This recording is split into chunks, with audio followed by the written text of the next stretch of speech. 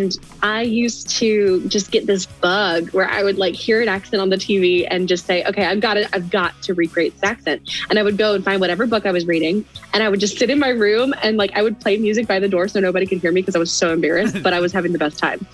Or I wasn't embarrassed, but I was like, they're going to embarrass me if they hear me doing this. They're going to mock me. I just want to enjoy myself. You've got an older sister? Like she would... Yeah, she was, yes, it was awful.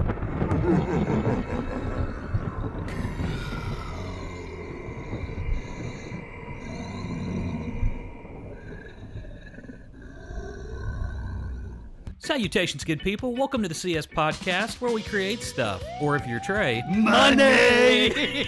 Oh, God. Create shit. I don't know, what if you had 60 chickens? An inch and a half, that's about that. That's about there. You said it with confidence. Hey, kid, that limp was pretty good, but that wince was money. Imagine throwing a Coke, and in midair, he's just like, ah! Like, I don't know what sound a Barry Manilow makes.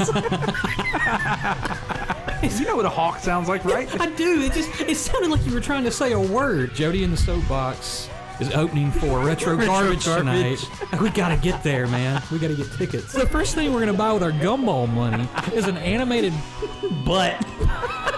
What just chaps your nipples? Like, what is it? What is it, boy? I don't know, son. It's just a joke. Gary Bankston. And today, we've got our hands absolutely full.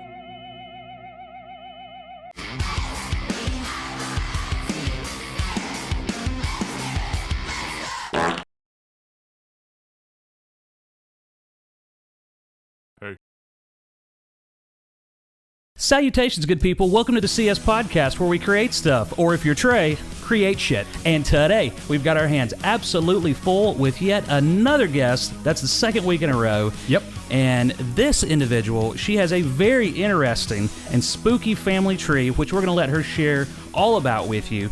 And not only that, she is an extremely talented and accomplished singer and actress. Mm-hmm. And we're going to let her talk about that as well. We're going to do a lot of shutting up today and letting our guests speak. And in addition to all that, she runs a spectacularly spooky web store, or online web store, which she's going to share with you about that as well. Trey, who are we talking about? We are talking about Shanna, wait for it, Stoker. Now, that might be a name that you might have heard before. And we'll let her get into a little bit of that and why that name might sound familiar. But Shanna, if you will, just for those that may not be familiar with who you are, can you just give a little bit of just a little bit of background? I know you have an extensive resume. We've seen it on your website. So if you could just let the people know who you are. Well, you guys just did a great job of that yourself. I don't really know what to add, but yeah, I'm Shanna Stoker. I am an actress, a singer, an entrepreneur. I do a little bit of everything. I actually... Honestly, I have ADHD, so it makes sense, right? There's a lot of research that's gone into knowing that people with ADHD tend to be artists and entrepreneurs, and I am no different. So thank you for that. But yeah, I co-own and co-operate the Ghoulish Garb with my partner, and it is a little two-person team, but we have gone full-time. We're actually in our third year. We are full-time now, got insurance and everything. Congratulations. It's official. If you've got insurance. Yeah. I mean, that was it. So yeah, highly, highly excited about that. And that's kind of why I'm here now, where I felt like I could talk about this familial aspect of myself that I knew was going to get some attention. And when I first started the business, a lot of people who knew this about me said, "Oh, you've got a spooky business. You have to capitalize on this, on your heritage." And I said, I didn't think it was a bad idea, but it didn't feel right. It just didn't feel right in my gut. And it took me longer than it did to feel that than to realize why. And I realized it was because I was afraid that I wouldn't be doing it on my own if I had that help, if people realized and were buying things from a Stoker store rather than from the artist who made something that you just really like. And so I wanted to make sure that we could make it on our own 2 feet by ourselves first. And after our third anniversary, and we have 2 tarot decks out that are super, just very well received by the community. We've got a great community of customers I mean, I just feel like we finally made it. Like I said, we're full time with insurance. So I feel like, okay, I can do this now. I can talk about it now and not feel like I'm making a trope out of it, you know? That's fair. That's admirable. I like that. That's, there's something to be said about that. Like wanting to go out and, you know, on your own 2 feet and do something like do it because you did it. Like there's a sense of pride there. So good for you. Thank you. Yeah. And I can't just like overlook the fact that the relative also happens to be within the niche that I live my life. You know, so that's ultimately why I knew I was going to talk about it eventually, because it all fits together. And it's very much because of knowing my lineage that I was able to, from a pretty early age, accept the macabre side of me and not feel like that difference was negative in any way, and knew it was kind of like my little superpower. So it's because of him I am who, you know, in a way that I am who I am today. And I do want to give him that honor and that respect, but I wanted to separate it for when the time was right. And now I feel like it is. And Shanna, who are we talking about? Who is this relative? Not relative. With heritage? What is the word? Ancestors. Thank you. Yeah. Relatives current. Of course, we're talking about Mary Shelley. No, I'm just kidding. No. Bram Stoker, who wrote Dracula, is related. I'm related to him, and so I thought it was that I was a great grandniece, but upon further exploration of our genealogical tree, I believe I'm descended from his uncle on his father's side. So I would be a cousin. Oh, okay. But yeah, because he actually didn't have any direct descendants that kept the Stoker name. He had a daughter who, of course, when she got married, took her husband's name. So any descendants with the Stoker name, we are slightly off to the side of his tree, but we're there. That's awesome. And it like you said, with your I guess your store and the way you conduct it very fits within that, like it all just fits together. That niche, yeah. You know? It does, yeah. So that's awesome. That is. Thanks. And we can get more into that and what, I don't know, maybe life was like and how he inspired you as you were growing up. And life as a Stoker. Life as a Stoker. Yeah, absolutely. Maybe that's my first book. Yeah. There you go.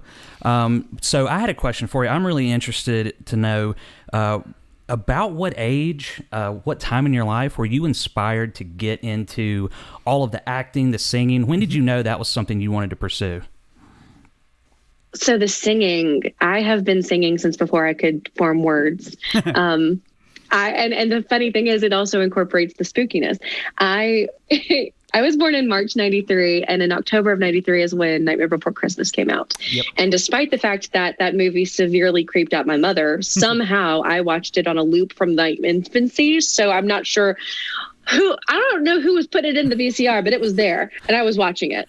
And so my mom has like distinct memories of me like babble singing to Kidnap the Sandy Claus, you know, from my high chair and having a good time with all of that. So I've been very much into music and singing and Disney movies and all that kind of stuff since I was an infant, since before I could speak words, like I said. I always knew I was going to do something with singing. And you know, I just did. I just always knew that. It was a big part of, I mean, I'm always singing. I sing when I'm just in conversation. I sing things. So, but the acting came later. It was, okay.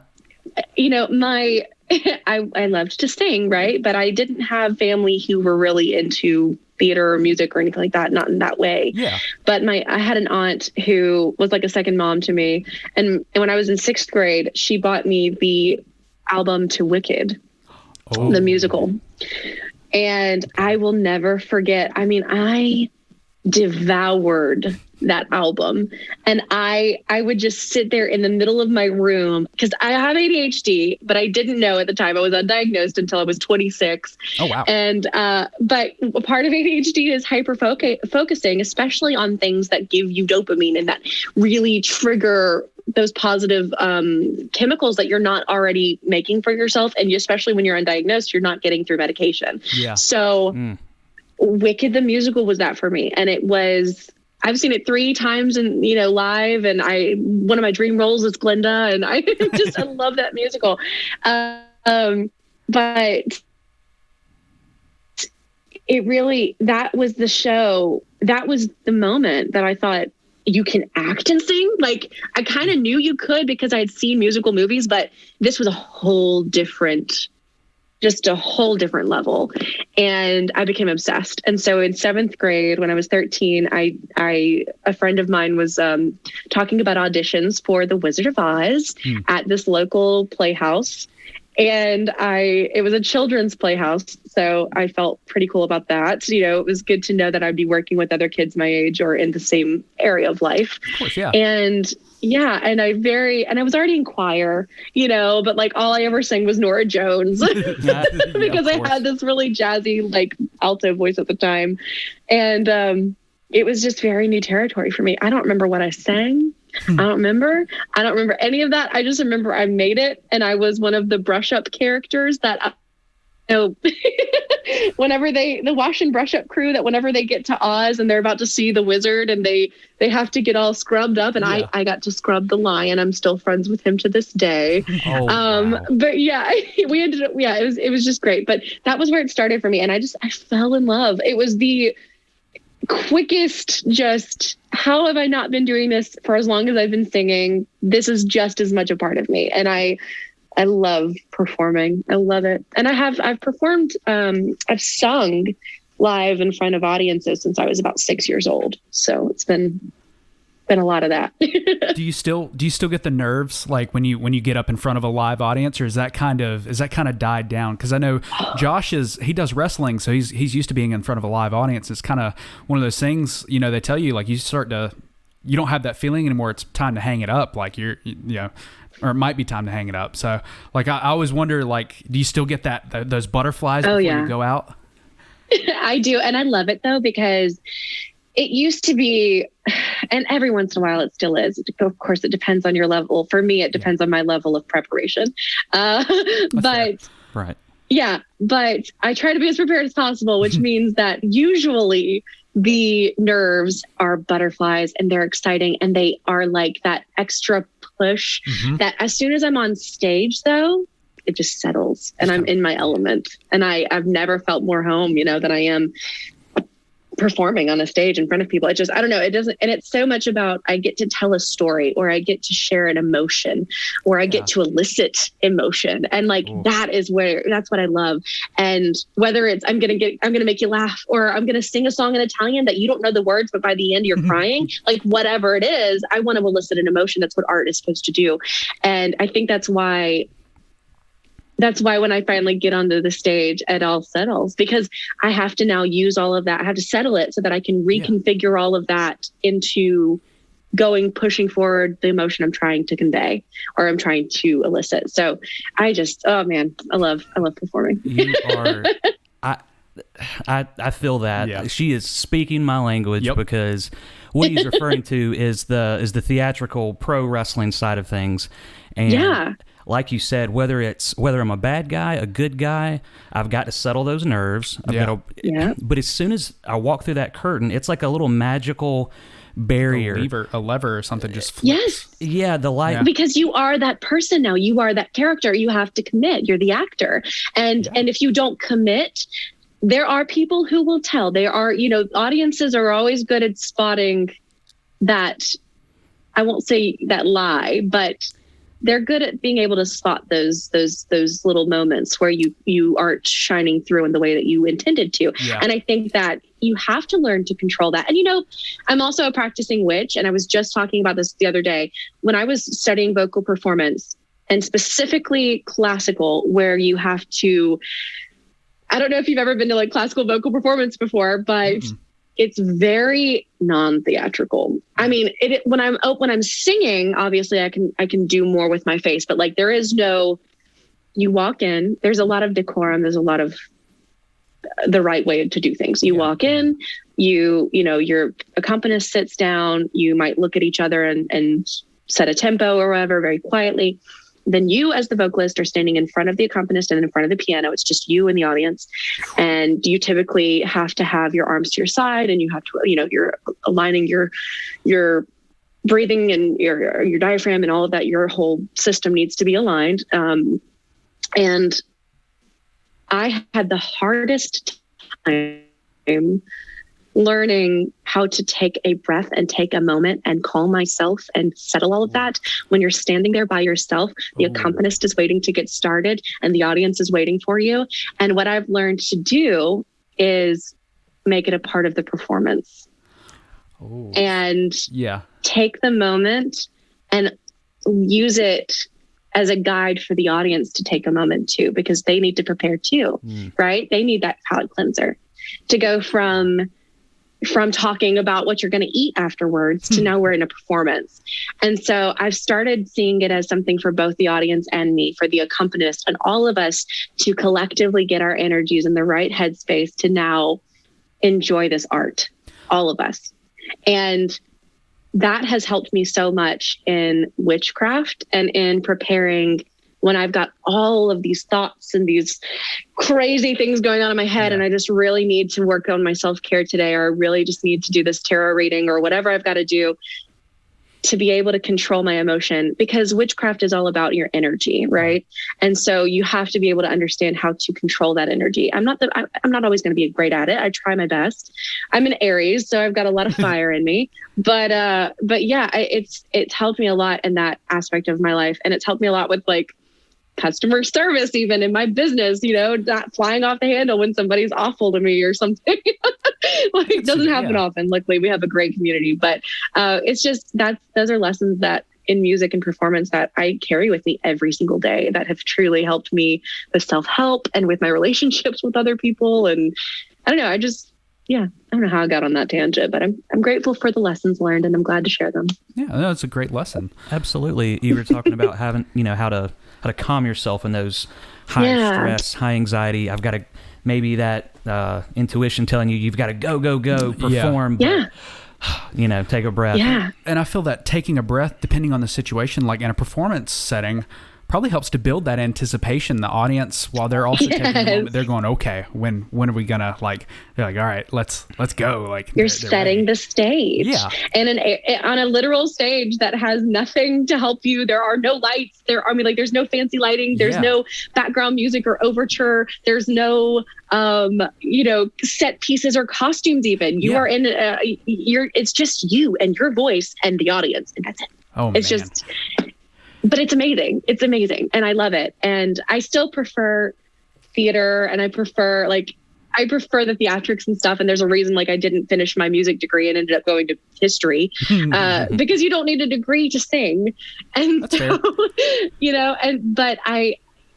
I didn't love that atmosphere, because I personally I'm a more bubbly and more interactive person, but that's a wonderful lesson though. I've learned so many good lessons that I still cherish. So would you say that, I guess the classical setting is more, ceremonial than like your traditional play? You talk about going up there and like, there's a certain way you stand and there's not as much moving around, something kind of, maybe?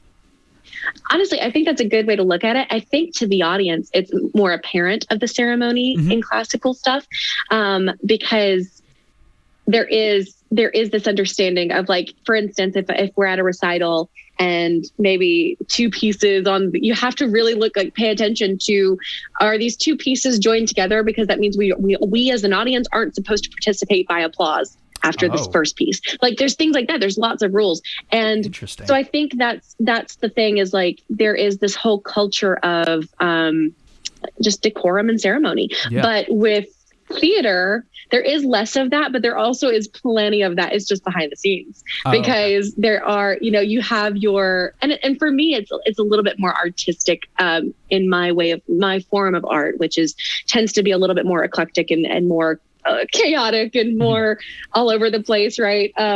Whereas I've always felt in the classical music world, I've always felt kind of like I had to try really hard to fit that mold, even though I looked like I fit that mold. and people expected me to fit that mold. Yeah. It's like inside I'm like, it's not my mold, I'm trying real hard, but that's not me. And yeah, for me, I think my personality, it just fits better with theater world. But I have so many friends in the classical world who they're the exact opposite. They love the decorum. They love the knowing exactly what is expected and what's going to happen in those ways. Yeah. For me, theater is just so much more unpredictable, and I love it. I love it. Right. That's funny. You said unpredictable, right? Yes. So the only play I've ever been in was in 2016, and going from the wrestling world where you have to improvise and not being able to improvise could mean breaking a limb, tearing ligaments. Yeah. Ask me how I know. But so I auditioned and got a role in a play, Operation Redneck, nonetheless. And I was hoping and praying that somebody would mess up just so that I could somehow have the challenge to rope us back in and get us back on track. And I got that opportunity, and I was like, yes, I can, figure out how to get us back to where we were. Yeah. So, and it was, That's such a good point. unpredictable. So, Yeah. Well, and and I have friends, like for instance, I've never been trained in improv, but I have experience. Like I performed with the Murder Mystery Company, which is an improv kind of party company kind of thing. And that was in Nashville. And so like I've never taken classes in improv, but I've always felt like I had a knack for it, or I just enjoy kind of improving with people. And I've performed in shows with people who come from a classical background who, they can act from a script all day long, but the moment that you forget one line, the moment that you switch a line, like not you, but like the moment their cast member switches a line around or something, like they didn't get their cue and they don't know where it's supposed to go because they are by the book. They're not thinking of the whole scene or remembering what the other person is supposed to say next, or like it's more of just like, I know this is what I'm supposed to do when I hear this line, or that kind of thing. And I'm not saying that as a bad thing. It's just different. It's a different approach to how you see the performance. Because think about it, when you're in an opera, the entire thing is a very well-oiled machine where every cog has to be working just right. The orchestra and you and the conductor and everything going on in the background, the set changes, it all has to happen because there is no time for improv. Everything is sung, which means everything is in meter, which means everything has to be done exactly the same way every time. And so if you mess up, that's it. Like there is no fixing it. There's no improving and giving a line. And so I understand why the classical people, and that's why I'm saying it's not bad to be one of those people and not into improv. It's also commendable. It's just it's a very different art form and a very different way of performing and preparing that a lot of times the two have a hard time switching from one to another, one setting to another, and remembering, okay, I have to prepare for improv, or I have to get this perfect. So No pressure. no pressure, right? So you spoke about opera. I was going to ask, I know you'd spoken about singing in Italian. Do you speak other languages, or is it mostly you kind of learn through the opera, like the words of just the song? Yeah, so I used to speak pretty fluent French, but it's been a hot minute and I do not speak fluent French anymore. I can speak a little bit. I could probably get around in France, but I got a long ways to go again.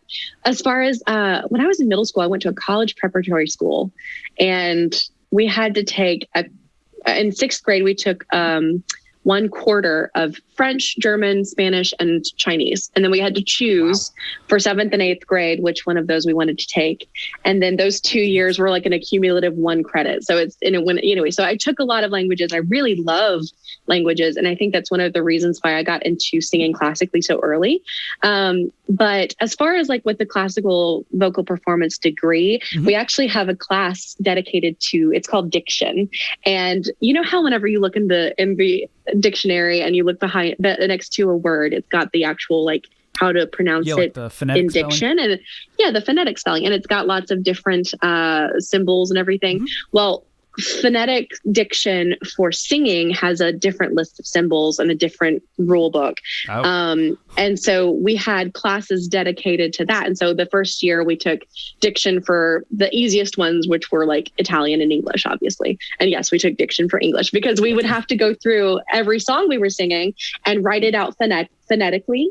Above every like syllable and note that we were going to sing it in. And then maybe this or this that you were supposed to be singing on a high C. Well, you're not going to be able to get the spread on a high C. Yeah. So we're going to change that to an and they're going to be able to figure it out.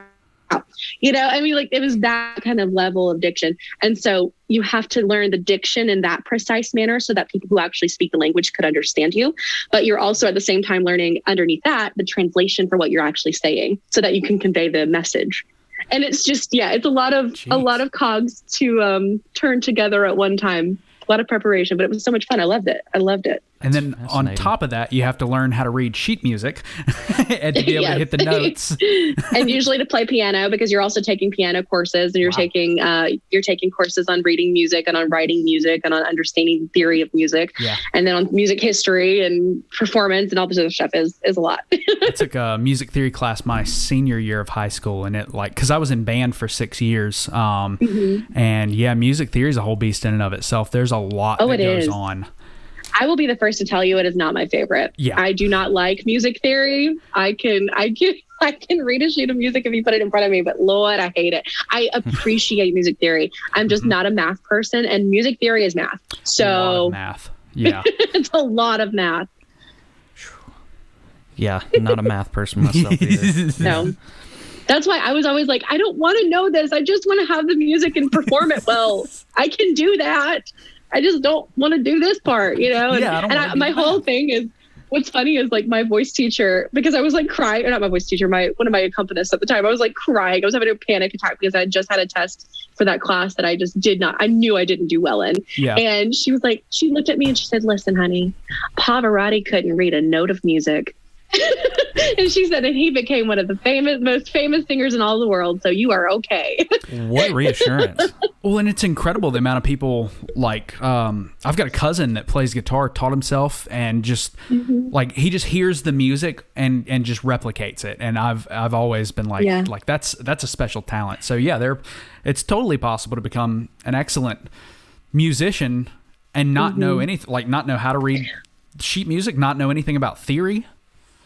Well, and I knew that was kind of what led to me, one of the things that led to me deciding to not be a music major anymore, because I knew that ultimately every single person that I was in school with that was planning to do a career in vocal performance, not vocal education or music education, but in vocal performance, would also end up in music education, because you just do. Because there's a handful of singers, classical singers out there who can just make a living off of performing. Yeah. And usually, and all of my friends who've got their masters, you know, and they're happy and they love it, but it's not the world for me. So I knew it was time. But all my friends who have their masters in vocal performance and stuff, you know, yes, they perform and they do incredible work and they travel around the world, but a lot of their time is also spent in academia.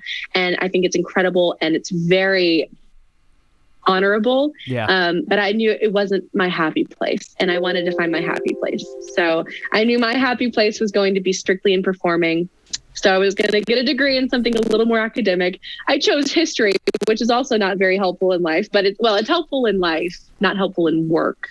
Luckily, I have a business now, so it's fine. There you go. That's a great way to look at it. Speaking of music and all of that, you had a pretty cool question. Yeah, so let me figure out where I wrote it down here.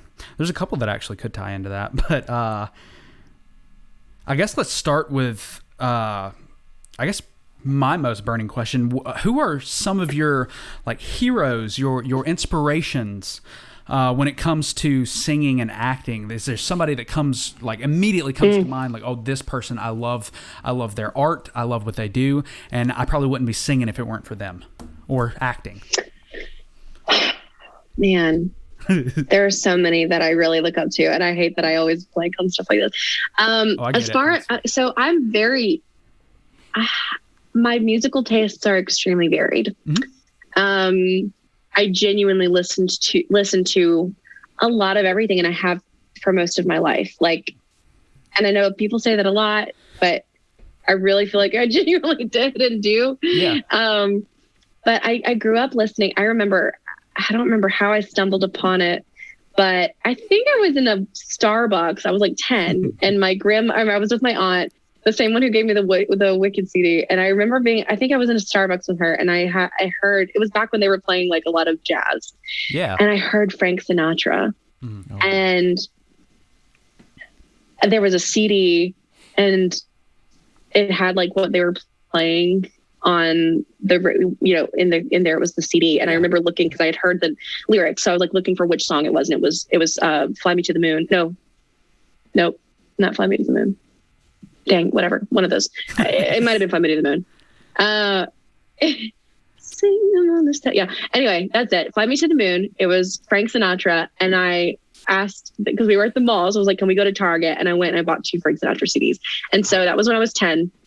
And he immediately, that crooner voice and that music, the music really spoke to me. It was genuine love songs. And I don't know, it just felt I felt like I belonged in that music. Yeah. And, what's funny is I ended up in college performing for 2 years with the Auburn Knights Orchestra in Auburn, Alabama. I went to Auburn University, and they've been around since 1930. They actually performed with Frank Sinatra at one point. Oh, wow. And and I got to be their vocalist for 2 years. And it was it's a 23 piece band, big band. So it's a lot of jazz and swing and funk, and we did lots of weddings and stuff. But I got to sing classic Frank songs with a band that performed with Frank. And it's like the culmination of me as a 10-year-old getting those CDs, and just, it was really, really cool. So he and just the greats like Ella Fitzgerald and, I really love Judy Garland, Bette Midler, Barbara Streisand. Yeah. I mean, they're classics for a reason. And their music and their movies, growing up, I loved Turner Classic Movies, and I've just always loved old Hollywood and old Broadway. And so I think those were really big for me, especially in my early adolescence. And then as I got a little bit older, I started really getting into metal and really getting into, more like alternative and grunge rock and 90s stuff. And then that led me into somehow 90s hip hop and like 80s hip hop. And, and also like I mentioned, I was listening a lot to Norah Jones, and I've kind of been all over the place. And Johnny Cash, I had one of his greatest hits CDs, and,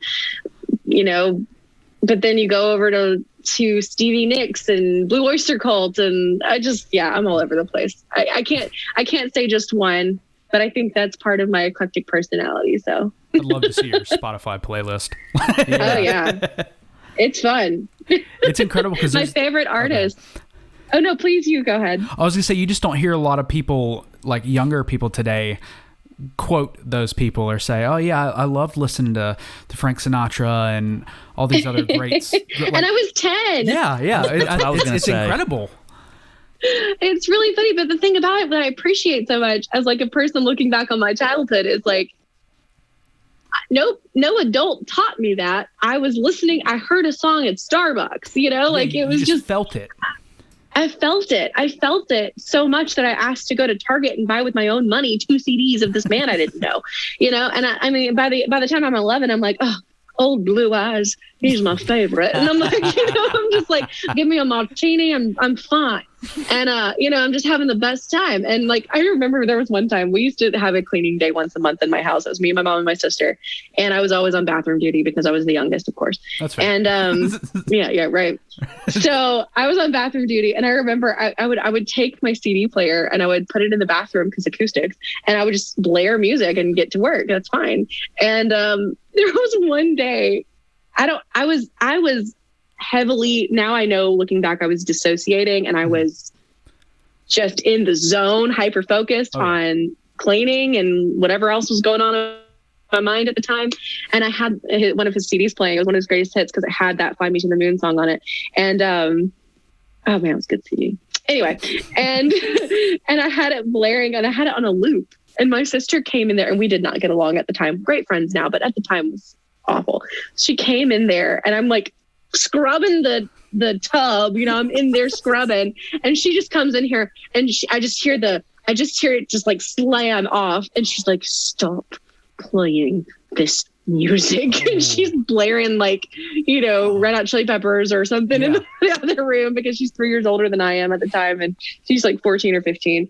And I just remember finding it so funny that that moment to me is hilarious. And I don't know, maybe I had to be there, but it was funny. She didn't scratch your CD though, right? Like, no, people don't get the kids. I don't kids think today. so.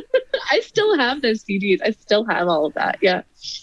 Oh, wow. It's just so funny that your typical teenager listening to that type of music and just, like older sister fashion coming in and smashing. Yeah. That's a great story. Yeah, it was. But the funny thing about it is, like, later she did heavily influence my interest in rock. And I mean, she introduced me to Foo Fighters, Red Hot Chili Peppers, and Pink Floyd and Green Day. And I mean, she influenced a lot of my taste and where I am now and my interest in rock. So yeah, it's pretty cool. Nice. Now, so this is something I even forgot that I wanted to touch on, but the accent was nice going into the martini. And thank you. And I noticed, I saw on your resume on your website, you do a number of accents that you're proficient Sometimes with. Unwillingly. Yeah. They just come out. I don't even try. It just happens. Yeah, it's like multiple personalities happening over here. So what, I don't know, what technique or techniques or where did you go for inspiration? What was the process for learning these accents? Yeah, if you're looking for a new accent that you want to master. Okay, I've got some funny stories about that, actually. I've always been interested in acting. The funny thing is, I didn't know I was interested in acting, but I was so obviously interested in acting because, for instance, I would see movies and I would recreate the scenes but I would, I think that this is part of being undiagnosed ADHD as a young girl. Mirroring is a very big part of that. And I had to do that a lot because I was very odd. But nobody knew how odd I was because I was so good at mirroring. And it's always when people get to know me and have these conversations that I usually get, I did not realize you were this strange, or I didn't realize that, you were like this. And it's just, nobody ever quite understands me when they meet me at first, it seems, which is interesting for me. That's fascinating. Really? Yeah. Okay. Yeah. No, please go ahead. No, I feel like I can relate to that. Just the mirroring, you were talking about, disassociating, and you make a more palatable version of yourself when you understand that maybe every thought that you have and every interest you have isn't necessarily going to be taken positively. Yeah. Exactly. Kind of water yourself down. Right. Yeah. And now that it's like an altered version. Yeah. Yeah. And now that I'm older, I don't care as much, and I'm going to be who I am. And you were mentioning the dopamine and all the feel good chemicals that are taking place when you act or to get that rush, get that spike of dopamine, doing the things that you love. That conversation we were having earlier, that was fascinating. Well, now you're Josh, not the Walmart brand Josh. Not the Walmart brand Josh. Honestly, though, I think that's the thing is we're so urged, and I'll get back to your question about the accents in a moment, but we're so urged to, as especially like, I don't know, I'm not going to get into politics or anything, but this goes into how I feel about like gender norms, right? Mm-hmm. We're so urged into these boxes of what you're supposed to be as a little boy in South Carolina or as a little girl in Alabama or, in conservative Christian Alabama. And like, we have these boxes. And then when we get a little older, those boxes might expand a little bit or might change or whatever, but we still have societal boxes that we feel like we have to fit into or that somebody else makes us feel we have to fit into. And it takes a lot of self-exploration and a lot of confidence to decide to maybe step out of that box or maybe even altogether get rid of the walls and say, I'm more than this box. I'm more than a label. I am a myriad of different magical, wonderful things. And I get to decide what I am. And, it might change every day, but I don't need a label. I don't need something to tell me or confine me into what you think you need to see from me, Yeah, well, and I think that comes down to, like, it's almost a human nature thing. Like, we need to compartmentalize things and put them in this box to understand it. We do it to not only ourselves as human beings, but animals and we do it to music with genres. I mean, we literally do it to everything. Right? Yes, we categorize things as a way to deal with the chaos around us. It helps us navigate the world, and I understand that. But I've learned in my personal experience that the chaos works for me. So well, and maybe we do it because we, at our core, as human beings, are chaotic. Like, we are this big mess of just emotions and logic and everything. And so to better understand the world and to try and understand ourselves, we put everything in a box to help. You go what I'm saying? Well, and I do. I think that there are two sides to that coin, right? Mm-hmm. Because I think sometimes we do that, right? We do that as a society, and I think we do it over the term of generations, to the point where it's not even understandable how much it really affects us. Yeah. But we have tried so hard to deal with the chaos, and I think sometimes it becomes restrictive rather than helpful.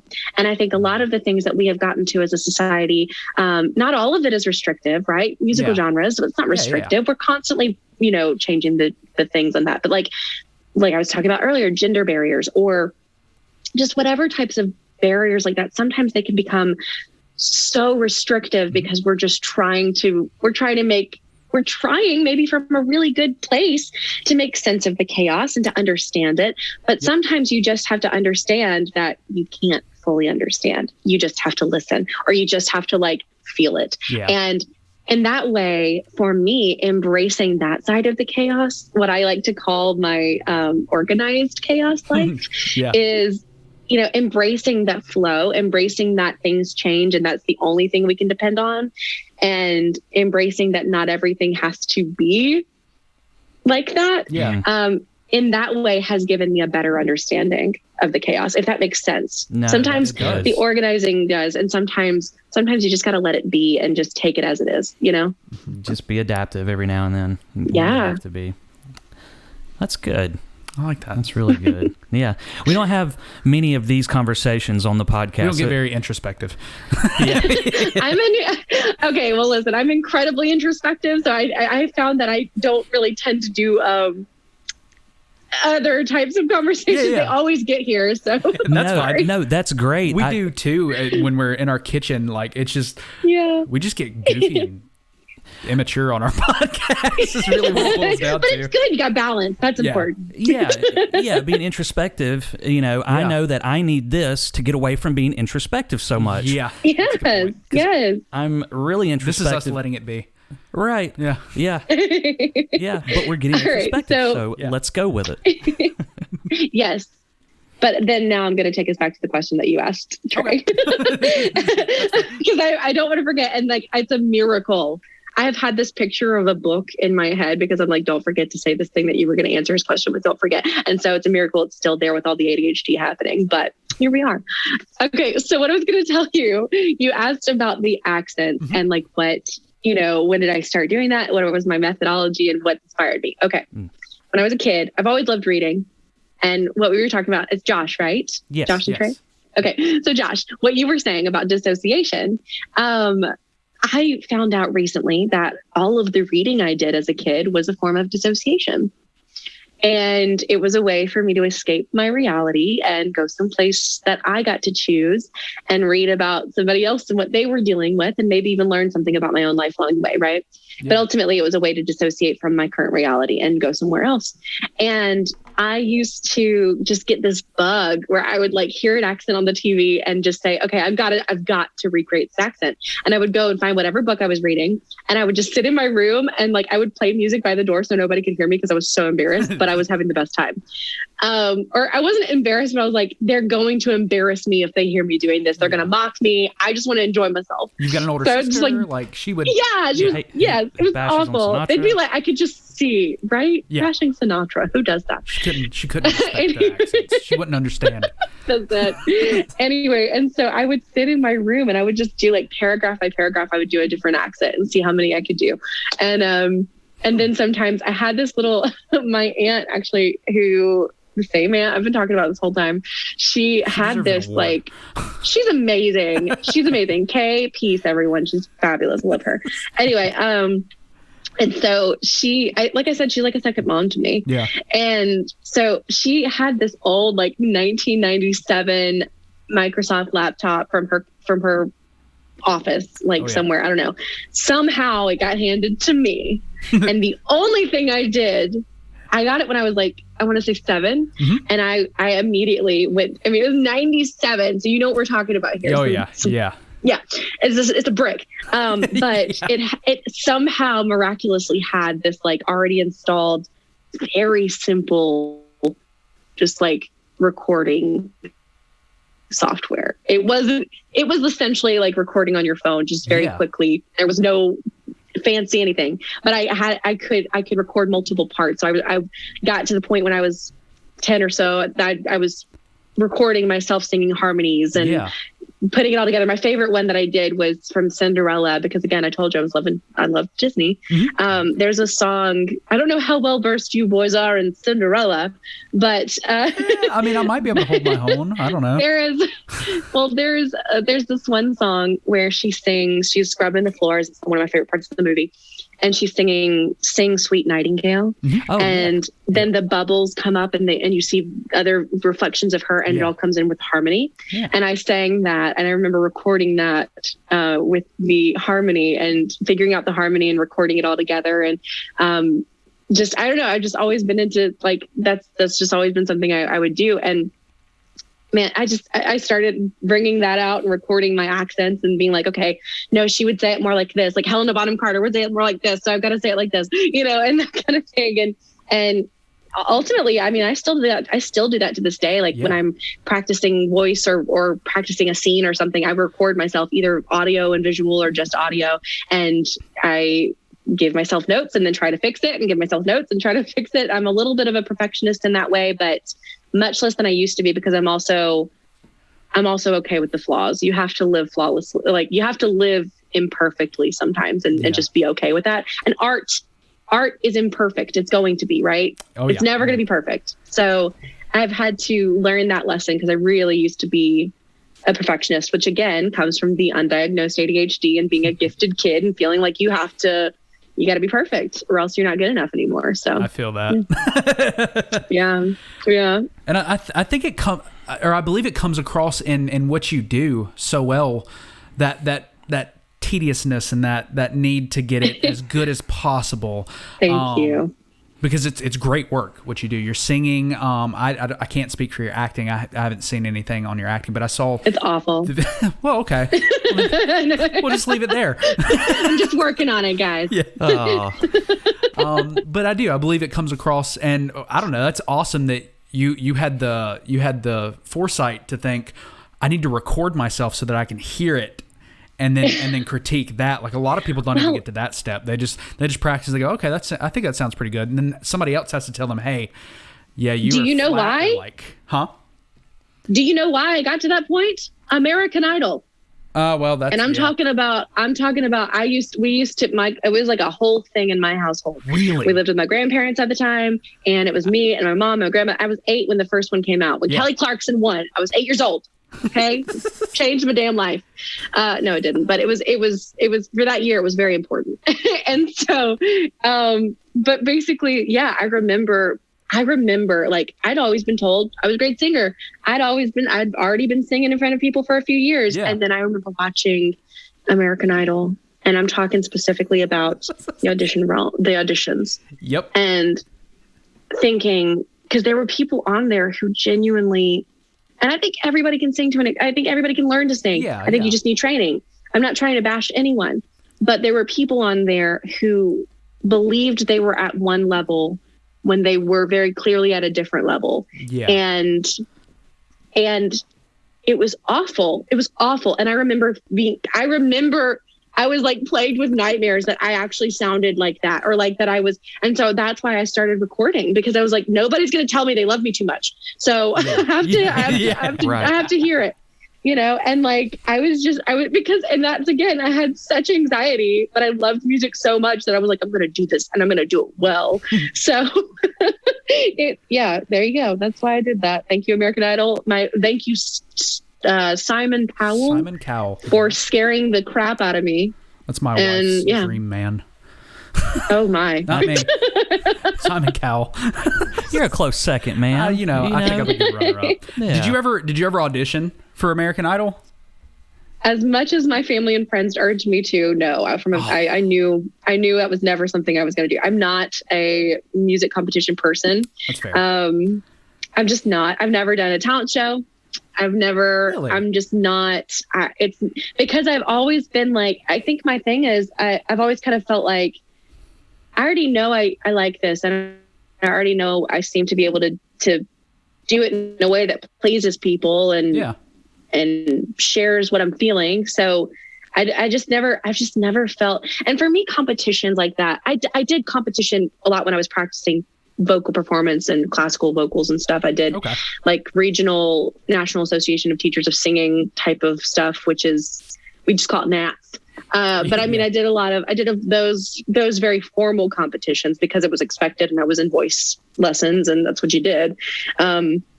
But that was different because it was a professional evaluation, and it was, okay, sing these 4 songs that you've practiced all semester. We're going to give you an evaluation of it. And then now from that evaluation, I can take that and be a better singer next semester. It was like that. It wasn't about who's just the best in this very subjective choice between the metal band, the acrobat, the person doing jokes over here, and this person singing a song. It's just, it's all very subjective for me. And whereas like I didn't feel, so it was just, I was like, I'm going to take it way too personally if somebody who I feel maybe wasn't, I'm going to take it way too personally if I don't get what I think I should have. If, the person making silly jokes over here, who obviously didn't put much thought into it, but he's, I don't know. It doesn't make any sense. I just felt like it wasn't right for me, and it wasn't going to positively impact my experience with music. So I felt like if it's not going to definitely positively impact or like teach me something at least, then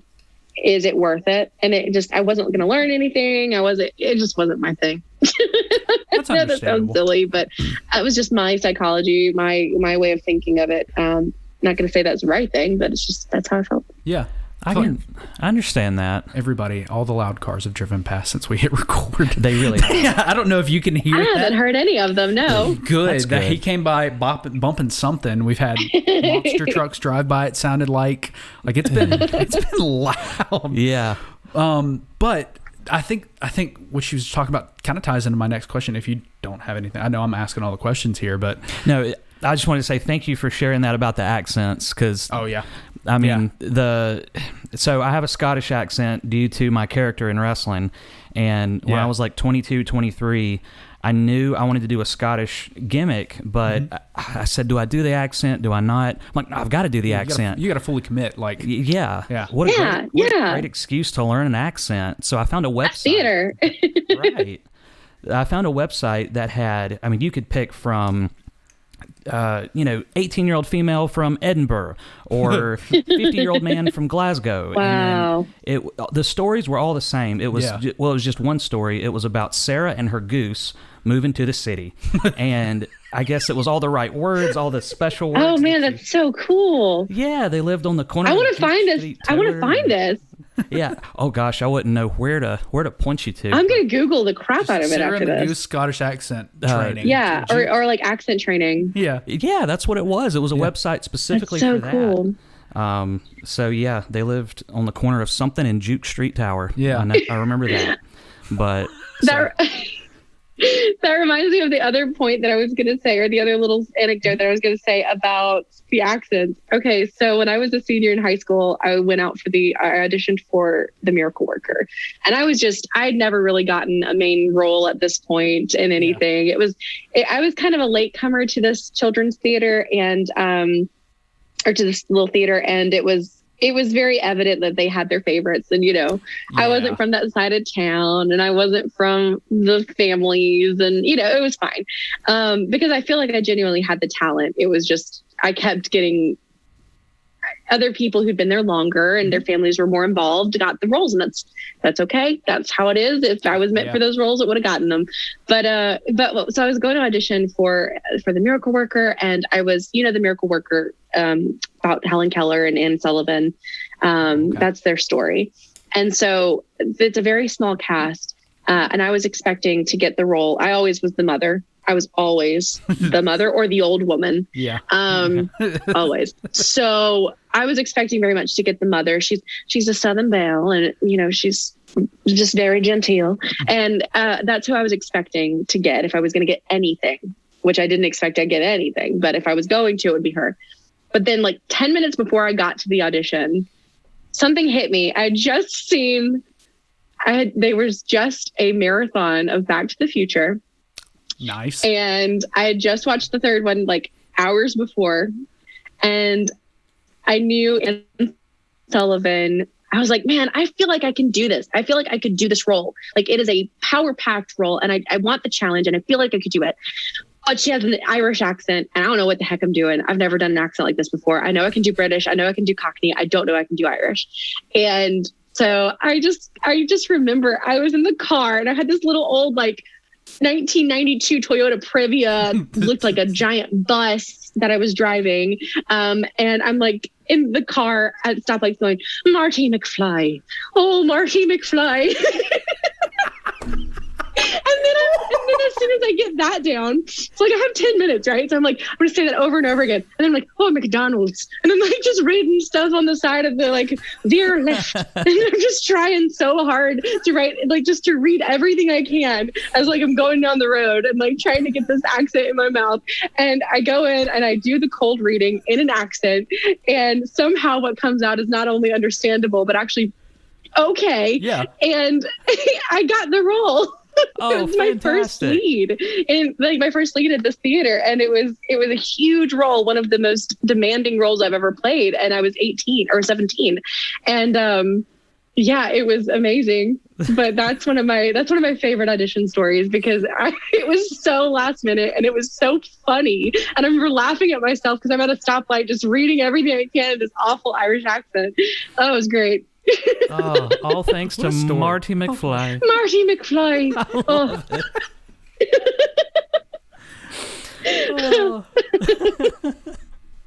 I'm sorry. You said you had another question, Trey. Oh no, that was perfect. I knew you'd want to hear that one. I had to interject. I knew you'd want that one. Yes, absolutely. Glad you did. So, basically, because I noticed on your resume as well, you've got a lot of awards, and talking about was it the NAFTA? Is that what you said? Oh, NATS. That was the National Association of Teachers of Singing. Yes. So it made me think, kind of tied into this question. Do you have an award that you received that you're most proud of, or that means the most to you? Maybe not the most prestigious, but one that you looked at and you said, "Damn it, this is I earned this." It's really funny. The one that I would say, "Damn it, I earned it," would probably be my full ride scholarship that I got my first year in college to a really great performing arts school in Alabama called Montevallo. And I got I auditioned for seven, I feel like it was seven vocal performance programs around the Southeast, and I got full rides to 5 of them. Wow.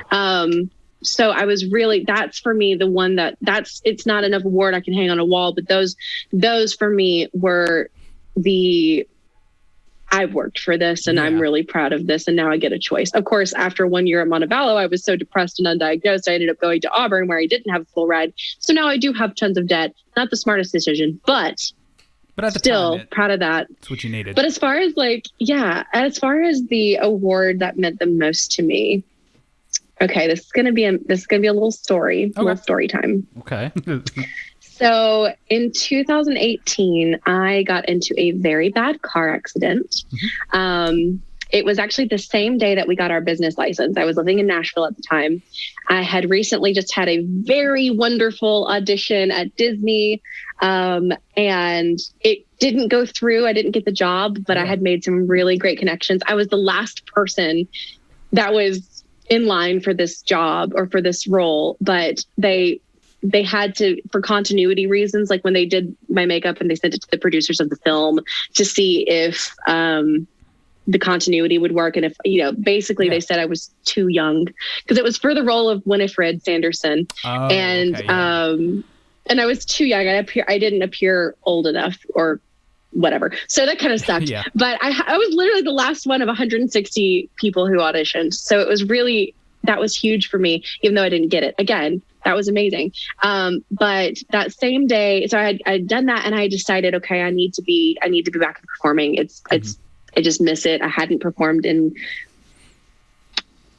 gosh, it was like 11 years. No, 9 years at that point. Oh, 9 years. Wow. Okay. Or 8 or 9 years that I'd performed with, like on theater level. Yeah. I'd performed with the Auburn Knights. I had, done stuff like that. I mean, I've never just gone without performing, but on a theatrical level, on the level that I really, really missed. It had been so long. And so I was headed back down to Mobile, Alabama, which is where I'm from, on my way to Orlando for another audition. And I got into a really bad car accident about 30 minutes outside of Nashville. And I almost, trigger warning, I don't know. I almost lost my left arm. Wow. And it was really bad. I lost consciousness at the wheel while I was driving about 80 down the interstate towards stopped traffic. And so luckily somebody honked their horn. I don't know why. I have a very clear vision of a woman in my head. Yeah. I don't know why, but I see this woman every single time I hear the horn in my head. And so luckily this person, honked their horn in enough time for me to wake up just to see the back end of an 18-wheeler. And so I don't know how I knew this, but I instinctively turned my wheel to the right. I jerked to the right. And so when I did that, and the impact that my car made on the outside corner of the back of the trailer, it slammed my body over the console like this. And so like all the way over, I can't get over that far, but I was all the way over the console. And so the corner of the semi went straight through where I'm over here, through my arm and through the back of the chair. The top of my car was found 100 yards away. What? It was bad. And I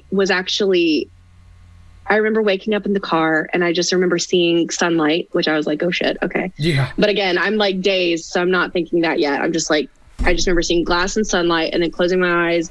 And then I felt water or felt something wet on me. And I thought it was, I remember thinking, okay, I was obviously in a wreck. It's fluid from the car. Mm-hmm. But then I looked down and I saw my mangled arm. It looked like it had been shot with a shotgun.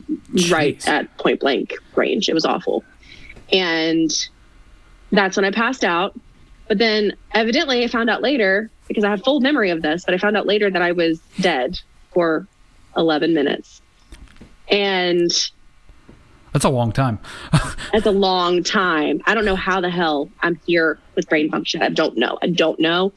This is what they told me. And I remember thinking, what? And I thought I dreamt it. But then my mom told me again later because I thought I dreamt that. Yeah. But then my mother told me again later. And so, 11 minutes. But I remember it. I remember waking or not waking. I remember being in this darkness, but it felt so at peace. I felt so very at peace, but I couldn't feel my body. Yeah. And when I say that, I mean, I realize now that even when I'm dreaming, I can somewhat feel my body, and I could not feel my body. And I just remember my thought, I could hear my words. I could hear my voice in my head, me saying, well, shit, I think I just died. And I remember thinking, that sucks. I really liked that one. And for me, it was, everybody has these spiritual moments or whatever. And for me, it made me feel so much more at peace with death because I've dealt with death a lot in my life from a very young age. And I've always had an interest in death, but I've lost friends at very young ages. Yeah. And so I've had to really deal with death and contend with that a lot. And that experience, because after I had that thought, I just sat there in this darkness and this peace. And I just kind of thought, well, nothing I can do about it. On to the next. Yeah. And that was it. And I wasn't in pain. I didn't even remember what happened. I just knew. I remember seeing. I remember a memory of that truck before like my last moments. Yeah. And so I woke back up. I was revived and I was in the ambulance. And the first thing I said was, the first thing I thought was, ow. Why? Because it was that, you know, and then I noticed there was a man there and he's the EMT, and I had just asked him, I was like, am I gonna lose my arm? And he looks at me and he just goes, he like looks back and forth a few times. And he just looks me in the face and he's like, I really don't know. Yeah. And then I passed back out because I'm like, I'm losing my arm. It's fine. So, I mean, at this point, I've already died and warned myself, and I'm already ready for the next life. And then now I wake up and I'm in pain and I'm going to lose a limb. So at this point, it's like, okay, fine, I'll lose a limb. It's whatever. Yeah. And so to the point where, like, when I was at the hospital, and my boyfriend at the time, like, I'm on good drugs. So I'm like, it's fine. I'm going to lose my arm, but it's okay because I'm going to get a pink one. But then my worry was, how is somebody going to, I'm an actress. Who's going to hire me with a pink arm? And so anyway, yeah, that was my whole thought process there. But after this whole experience, which I promise this is going somewhere with the award question. After that whole experience, I was in the hospital for 2 weeks. I had, 4 or 6 fractured vertebrae, a partially collapsed lung, 3 broken ribs. Again, a broken femur or humerus, which, you know, I'm very scarred and my arm is misshapen, but it's there and it works. And I've got like 98% mobility, so I'm happy. Yeah, all right. What did you ask for? I mean, oh my gosh, I'm so happy. Rock and roll. And I'm so grateful for that incredible surgeon, because he said if it were like, I think he said it was like a couple of millimeters from severing like the main nerve to where I wouldn't have had any function at all. Yeah. And they would have just needed to amputate it, or else it would have just been hanging there. So very grateful. But I spent 2 weeks in the hospital, and then I was on bed rest for a few months, and I had to sleep when I moved, I ended up going back to Mobile, which was the plan for the summer anyway. But so I went there and I lived back at home ended up being 2.5 years, when it was supposed to not be that long. But I was on bed rest in a recliner for a couple of months because I still had the neck brace and I couldn't lie down. I couldn't really breathe fully if I was lying down. And very soon after I got my neck brace off and I got all the staples all out, and I was, you know, I still had open wounds that I was tending to. I had open wounds when I was doing this, actually. Now that I think about it, I was still wearing a bandage. I auditioned for Young Frankenstein at one of the playhouses, one of the local places, because I was just like, I was depressed. I was dealing with PTSD heavy. Yeah. I was really, and the thing is for me, like the gore of what I saw and the trauma of that, yes, it affected me. It was awful, and it still affects me to this day. But the part that really screwed me up most with my PTSD, or that would really trigger things the most, was the coming back part. Yeah. And a trigger warning again. I deal a lot with, and I have for a long time, but they got a lot worse after this, with suicidal thoughts. And I'm aware that it's just it's a symptom, it's a chemical imbalance. It's not a definition of who I am. It's not what I'm destined for or anything like that. Yeah, it's just the symptom. But it is there. I mean, it's there, and it's been there for a long time. And for me, that was the hardest part, was I could see, and you know, my family will tell me all day about this, and I appreciate that, but I will tell you what I felt. I felt like a burden. I felt like it would have just been easier for them to mourn me and move on than to sit and watch me in whatever state I was in. I was the zombie. I mean, it was awful. And I went through a lot of personal growth and change during that time. And the business really helped me with that, because it inspired me to really appreciate the darkness that I was feeling in that way. and not let it consume me in a negative way, but find the beauty in it, which is the whole inspiration for goth, Yeah. finding beauty within the darkness. Darkness is inevitable, so let's make it beautiful. Yeah. And that's very much how I feel about life and about people and about the world. And that's kind of very much the reason that I'm here today and that I've been able to move past all of that. And anyway, so I auditioned. I'm going through all of this and I'm just like, okay, it's Halloween time too. I need this. Yeah. My favorite time of year. I got to get out of this house. I got to do something productive. I got to be creative. I got to cry with friends in the green room. I don't know. I got to do something. And so I go and I audition, and I don't know any of these people. It's a totally different theater world than I was used to growing up. And what's funny is I ended up auditioning and making friends in the audition. And I got the role of Elizabeth, who was played by Madeline Kahn in the movie, which I love her.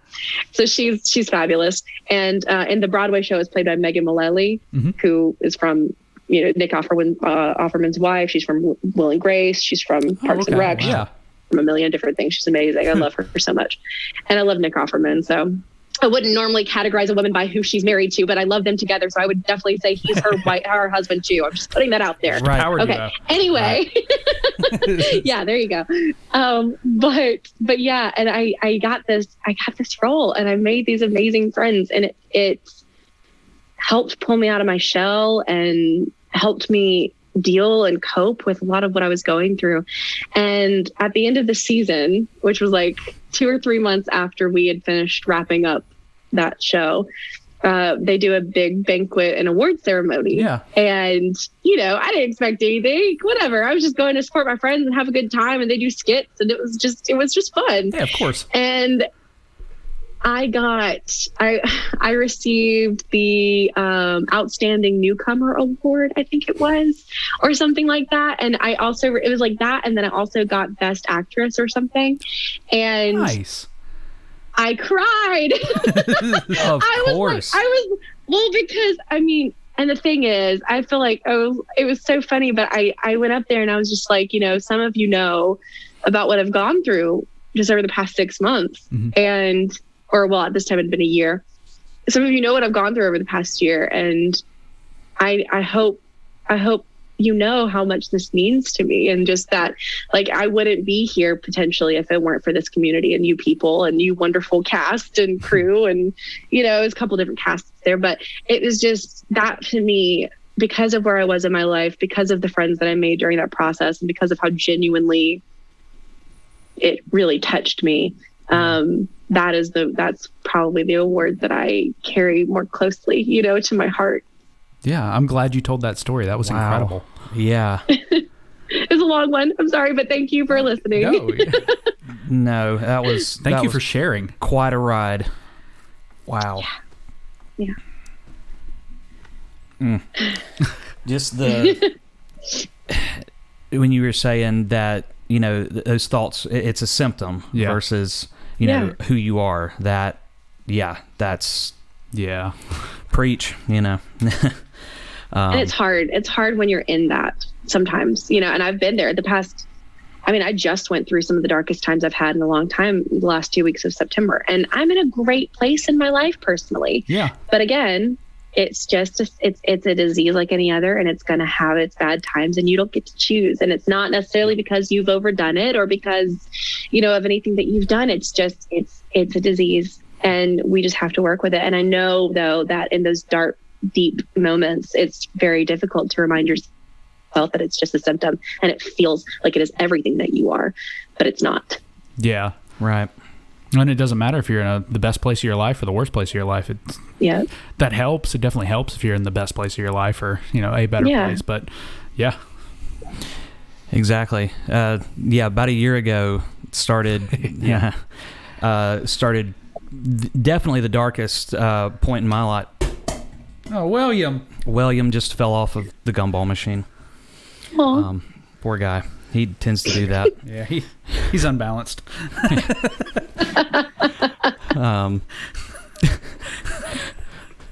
Man, way to kill the mood, William. Especially with all the mental health talk. No, he brought it back. Not mental health. Unbalanced. We're good. We're here. Okay. Yeah, we don't need your story either. Right.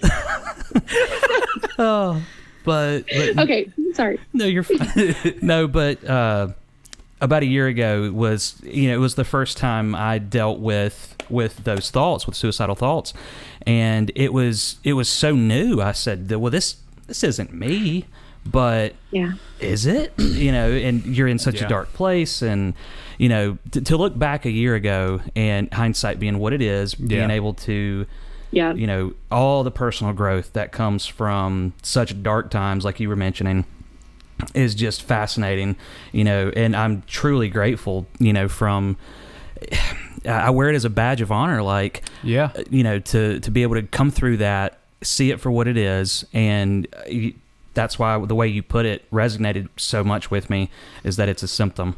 When having been there and watched that growth, there's a lot there. Like, it's a lot of growth from a year ago. Well, thank you. You're welcome. So, yeah, thank you for bringing that up. That's great. Yeah, I'm happy to talk about it. And I think that's something like, and I've been having these conversations a lot lately in these podcasts, and I think it's showing how prevalent this issue is for so many people. Like, we're not alone. And I was just talking about it on another podcast about how I'm so grateful that we live in the day and age of I know that social media can be toxic. I'm very aware of that, but you can also tailor social media. You can tailor it. You can decide who to follow. You can decide who to listen to and who to watch. And I'm grateful for living in the day and age where I can turn on, open TikTok, and somebody else who's been dealing with this but has come out the other side more recently than I was able to, is able to give me a different perspective, or able to talk about it. And it helps me feel not so alone in those times when I feel like I'm the only person on earth that's ever dealt with this.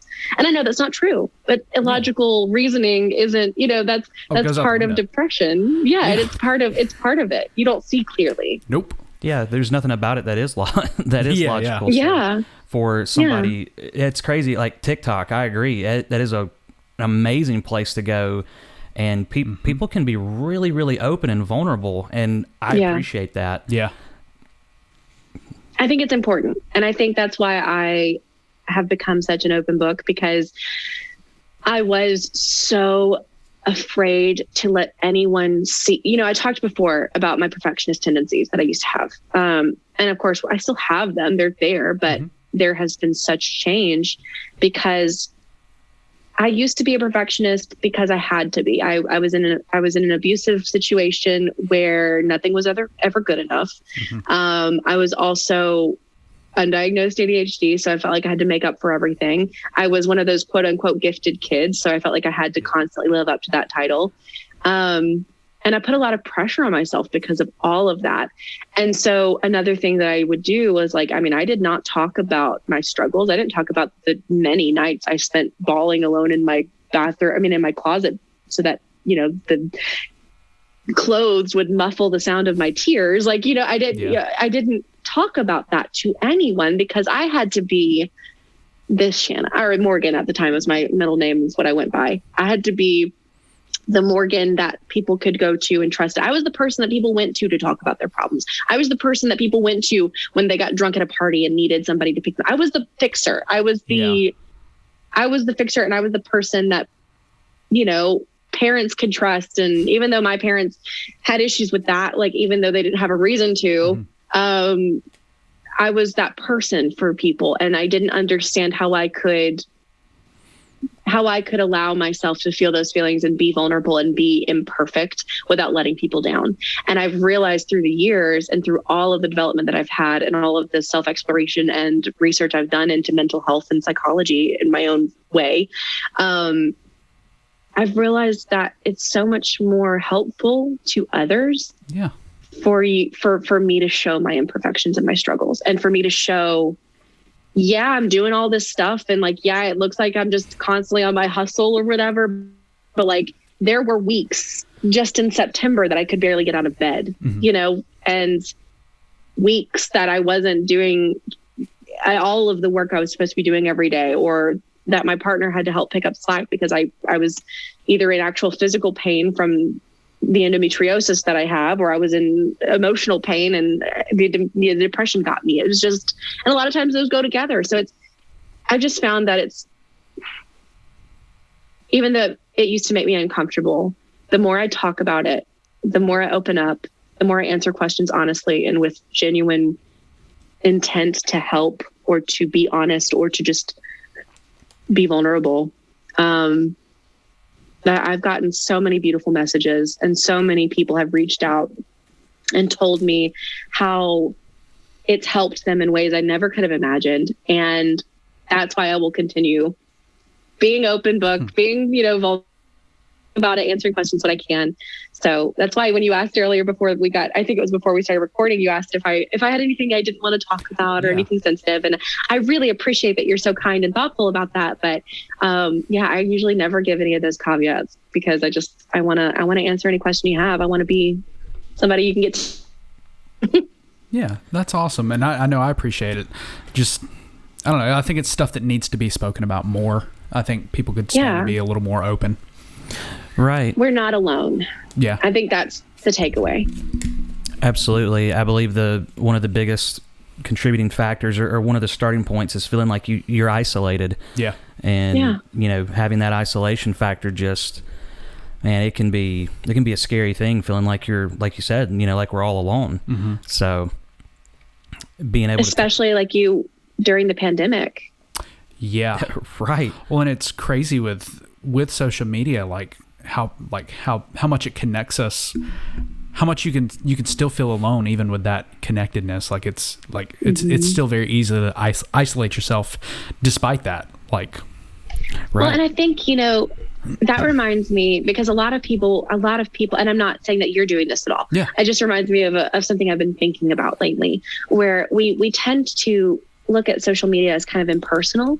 Mm-hmm. But that's where I think it comes down to saying that you get to tailor it, because it's like when you go to a party, you can go to a party and be in a room filled with people and still feel completely alone. And it's not because not because you're not there with somebody, but the interaction is impersonal. Mm-hmm. Maybe you're not ready to talk about the game from Friday.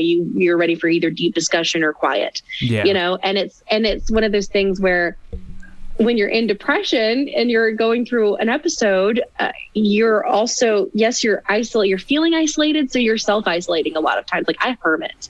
I go to my room, I call it my little cave, and I'm like, okay, I'm going to go back in my cave now. I love you, like to my roommate, but like, I need to go there now. And I do that because I don't want to bother anybody with my emotions. But then at the same time, I have like groups of friends in chat or who I, like D&D people that I've played with or whatever that we still got chats on and stuff like that. And it's I know that I have people because of social media that I can reach out to, but you have to decide to do that. And it's so hard to do that when you're in the middle of depression. It's so hard to just even send a text. Like I couldn't do that last 2 weeks of September. I couldn't do anything. It was awful. Yeah. There's just a block there. I know I have friends who will text me and they won't hear from me for a couple weeks, and I'll text them back, and I feel like I have to give some kind of excuse as to why I didn't text them back, and I've gotten to the point where now I just say, hey, I'm sorry. I was kind of going through some stuff, and you maybe didn't deserve to not hear back from me, but you literally like it comes a point where like you go, I've got to do the thing. But you're like, I can't do the thing. Yes. Like, I literally can't do the thing. But I need to do the thing. It's this weird... Yeah. It's literally... And that's called executive dysfunction. That's literally what it is. It's called executive dysfunction. It's like you've got this button that says, I'm going to wash dishes. I'm washing dishes. I'm pressing this button to help me wash dishes, but it's not working. Yep. And that is called executive dysfunction. It's a very, very big part of depression, ADHD, PTSD, all of that. It's a very big symptom. And it's I was watching a show with Amy Poehler and she said something about eat the frog. I've never heard that before, which is funny because it sounds like a Southern saying. Yeah. But to eat the frog. And like, so now like, that's my go-to is like, I'll be laying in bed and I'm like, oh my God, have to do. And then it's just eat the frog, Shanna, eat the frog. And so, And so that's become my little, trigger word or trigger phrase to be like, okay, you got to get your butt out of bed and go. Yeah. But it is. I mean, it's absolutely, it's such a huge part of mental health is the executive dysfunction. And it's just like, how do you combat that? You know, it's so difficult. It's so difficult. And I agree with what you were saying, Josh, about like, yes, it's so important for us to take responsibility of our action or inaction whenever we go through these moments. But it is so freeing, I've found, to stop making excuses because you've been taught that you have to make excuses because mental health isn't taken seriously in your household. Like that's how it was when I was growing up, or in school. Like you can't tell school, I'm sorry, I missed school, I was depressed. Like what? You know, but we got taught to make up a better excuse that they would listen to, because they're not going to listen to the fact that you my stomach say that you were suicidal. Yeah, because the thing is, what we also live in a society that, you know, we belittle health, like mental health, but we want to mourn suicide. Yep. And that doesn't work. You can't do that. So I agree, Josh. I have found it so much more freeing and better for my relationships and all to professionally as well say, I'm sorry I didn't get back to you. I was going through some health issues, or I was dealing with a mental health crisis, or whatever it was. And it's just better to kind of like be transparent, in my opinion. Not everybody feels comfortable doing that. And I wouldn't have 5 years ago either. So I don't think that, I don't want to push anybody to do that, but I have found in my experience, it's been very freeing for me and for the relationship, whatever that relationship may be, personal, professional, whatever. Yeah, absolutely. I agree. Like as a man, there was, there's a huge barrier to become emotionally vulnerable. Yes. Thankfully, there was a mentor put in my life in my early 20s, and a group of men that were put into my life that I really learned how to, iron sharpens iron. So as one man sharpens another, that I was able to open up. And from that point forward, or from that point and moving forward, it was this huge revelation of, wow, I talk about my feelings, I open up, and I feel better. What a concept. So, but you're right. And that goes back to what we were talking about earlier or what I was talking about earlier about gender norms and putting people in boxes. And like, that's the thing is little girls are taught, well, we're told, you mature faster, which really it was societal expectation had put more pressure on us in those particular ways. Yeah. But then little boys, you're not encouraged. Little boys aren't encouraged to cry when they have feelings, or to, when you get hurt, like ask for help, or, what all those things. And I grew up with a cousin who's only 6 months older than I am, who was like my brother. Yeah. And I saw these gender differences. We were best friends and the same age and the same interests and the same skills and the same books that everything was the same, but we were treated so vastly differently and had such different expectations placed on us. Both very, negative in the long term, because I think that you just need to, like, what's the point at this point in those type of expectations? They're just hindering us. Right. Yeah. And that's part of, for me, again, I'm just going to do my little plug, but that's my brand of feminism is all about, also for men, like, teach us all how to regulate our emotions, teach us all what our capabilities are, teach us all that we can do anything we set our mind to, teach us all that we have strength within us, like all of these things, because there's a reason, yin and yang is an important part of life and an important part of my practice. The idea of balance. And that's something within our tarot deck with the tarot deck for the Ghoulish Garb that you'll see a lot of this constant theme of duality and balance. And I think that within a person, we need to embrace that duality of self, that duality of what we call feminine and masculine energy, which to me doesn't mean male or female, but more so of, that inner strength and that, ability to be tenacious and that ability to be persistent and not think badly of yourself for doing that or guilty for doing that. And also the ability to be fluid and have this vulnerability and have this intuition. And we all have that yin and yang, that male and female energy, that masculine, feminine energy that we can tap into and we can balance. And it's just all about finding that balance for me. I think that's important in my practice. It's important in encouraging it in others. And I think it's something that I hope we can get to as a society, just like, I'm super femme. I'm very femme, but I believe in this balance of masculine, feminine energies as far as that goes. So, yeah, and I could get in way Sure. Well, you're passionate. Yeah. I want to give a shout out to Josh Hip for being the type of boss that I could text and be like, I don't have to be like, I got a stomach ache. I'd be like, I'm not feeling it. Like, yeah. So shout out to Josh Hip at iHeart. Yeah. Josh Hip. That's a nice, like, comforting, like when I started there at iHeart, to find out that Josh was that type of person. Be like, nah, dude, if you got this going on, he's like, that's totally fine. Right. That's awesome. Yeah. Well, he was the same. That's amazing. I had one boss like that, and she's like a year older than me. Mm-hmm. It was back when it was beginning years of, I was in Mobile, and I was working again. So I was working at a hotel because that's what I did all through college, and still had the ghoulish garb, but like I couldn't pay myself yet. So I was working full time at a hotel, and my boss there, I was dealing with some really bad endometriosis pain, like real bad. And she was so amazing. And just, I had never received that sort of understanding and kindness and gentility from a boss before. And it made all the difference in how I think, not that I would have been bad or anything, but it's definitely something that whenever I plan to whenever I do have employees, I will keep that treatment in mind and remind myself how it felt and how good it felt and how much more loyal I felt to her as a boss, because she cared about me and she proved it. Like she took her personally, she took my hours. She didn't give them off to somebody else and say, oh, it's fine. She came in off her full week and took my hours because I was in so much pain I couldn't move. You know what I mean? She didn't ask anybody else to do that.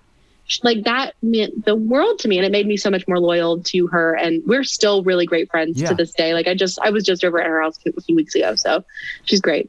That's leadership. I was like, it is. I was literally about to say that. Sorry, I'm just taking everything today. No, you're fine. No, that's it. It's the definition. Lead of by example. Yeah. Get in front, toe the line. Absolutely. Wow. I feel like I've taken all the questions. So is there anything else you want to ask? I have one that'll wrap up leading into the ghoulish garb, but if you have anything else for like when it comes to acting or singing or anything like that.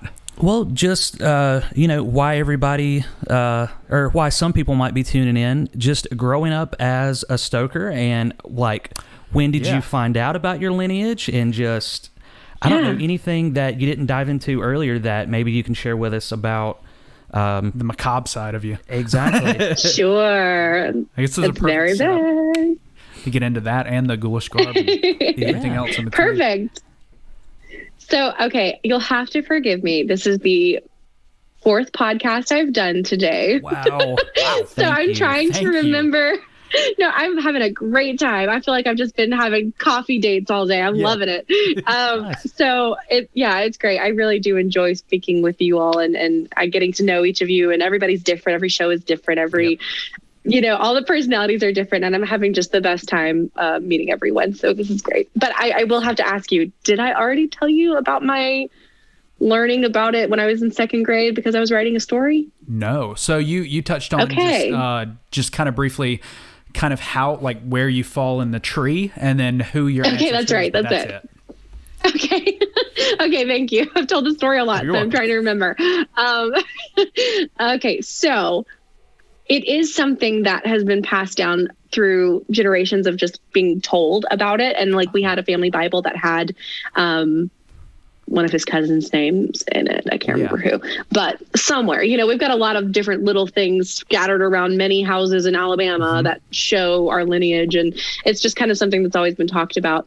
But I was in 2nd grade when it really was made apparent to me how significant this relation was. Yeah. And so I've always been into history. I told you guys I switched from music to history degree. It's something I've always been interested in. And I've always been interested in the macabre, as my early interest in Nightmare Before Christmas can attest to. Yeah. And so in 2nd grade, we would go to the library once a week and be able to like pick out books and stuff. And there was a whole section on like historical, either fiction or historical, whatever type, like actual nonfiction books, but meant and geared towards children. And I loved that section. And there was a book there that it was called like Haunted History or Creepy know, something like that. Yeah. And of course, the title alone made me get the book. And I remember I had read an excerpt about how supposedly the Black Plague was the inspiration for the Ring Around the Rosie childhood, game or nursery rhyme.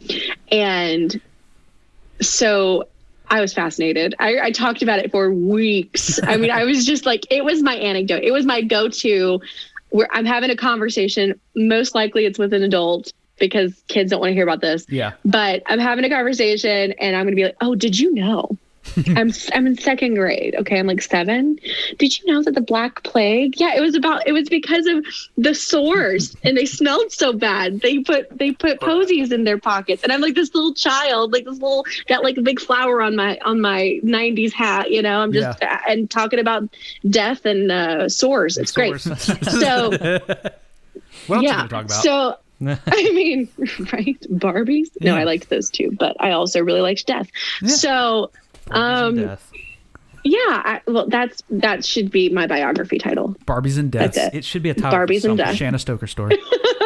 Shanna Stoker story. Yeah. Oh, I like that. Okay. So anyway, I'm in second grade. And so I decide I get like inspired because again, I'm thinking about this for weeks.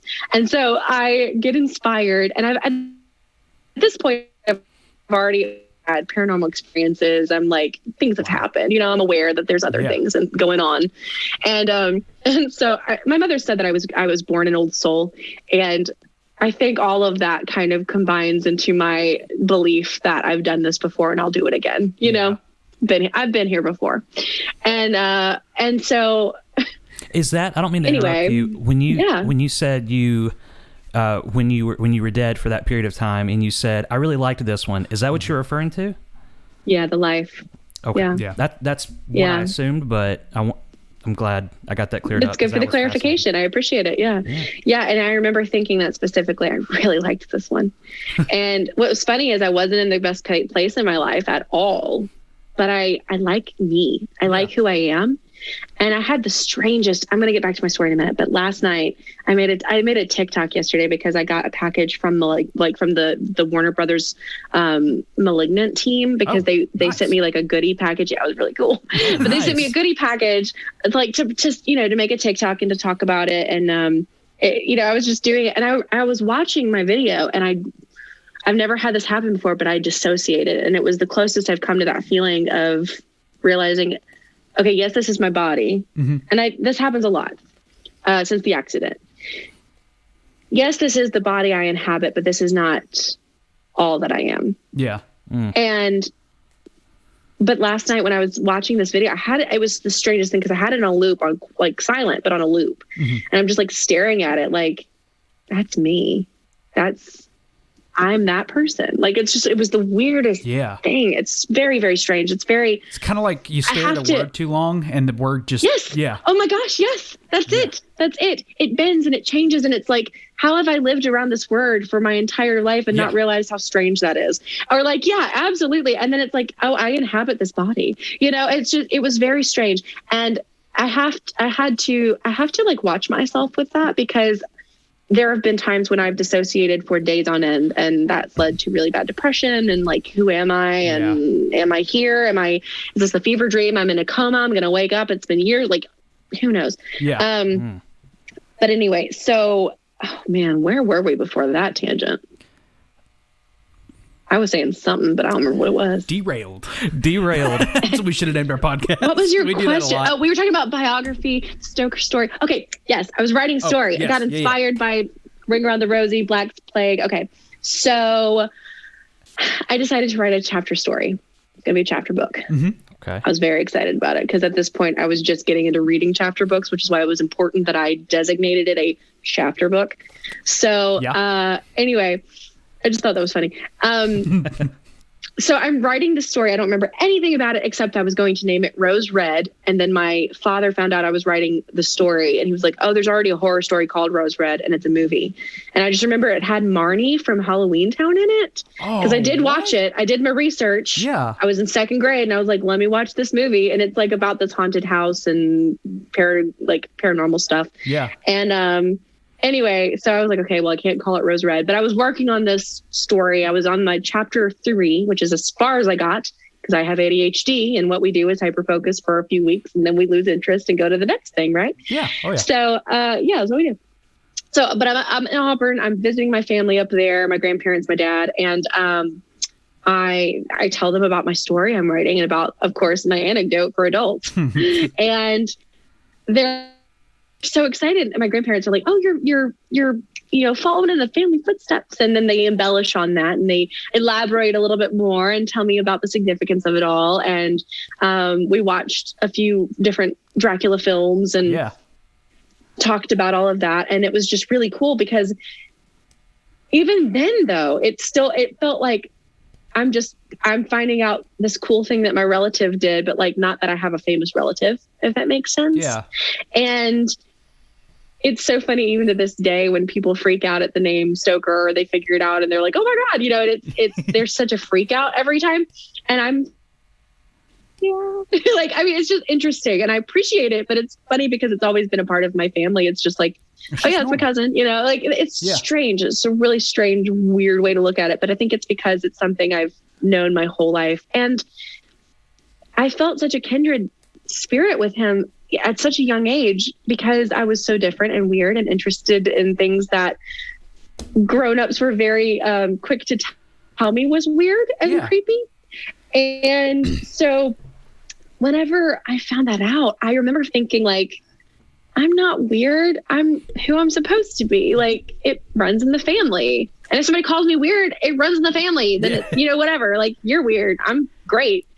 So do you wonder if, like, I don't know, I just thought of this, but like, you feel such a, like a kinship with your ancestor Brahm, like, and you talk about, well, oh man, I really like that one.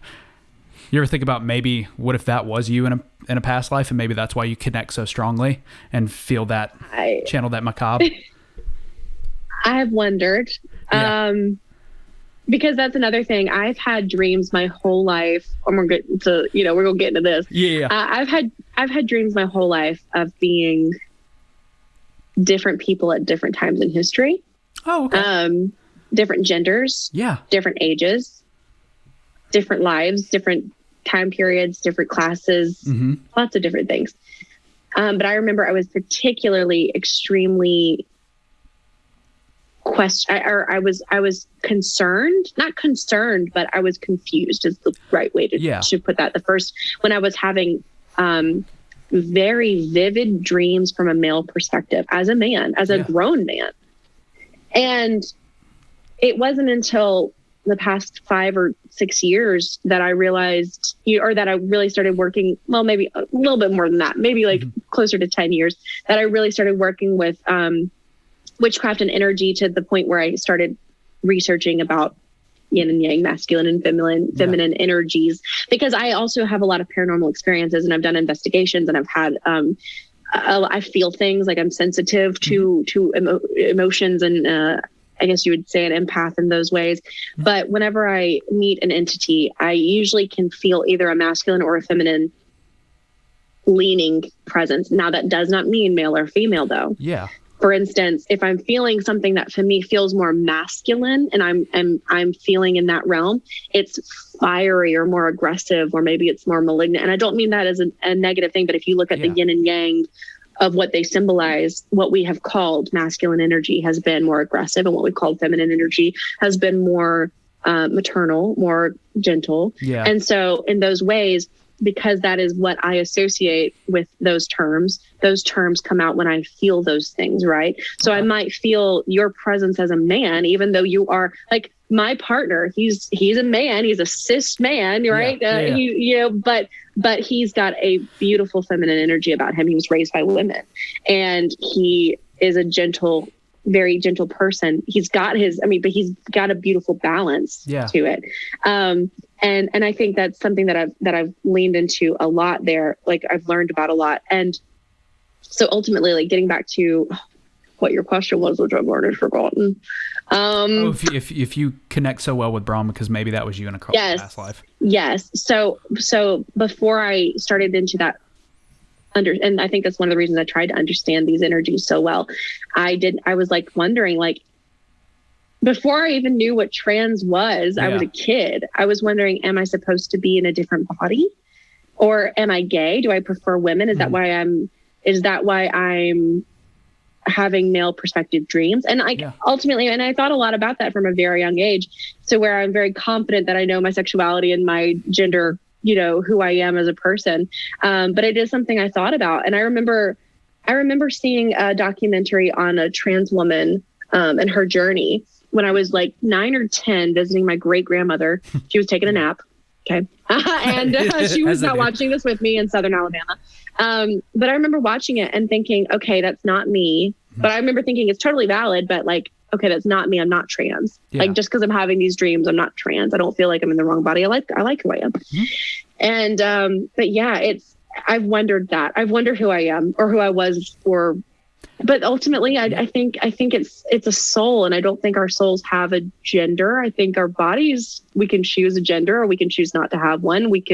That's why I'm so for trans rights and you know, gender rights and all that kind of stuff.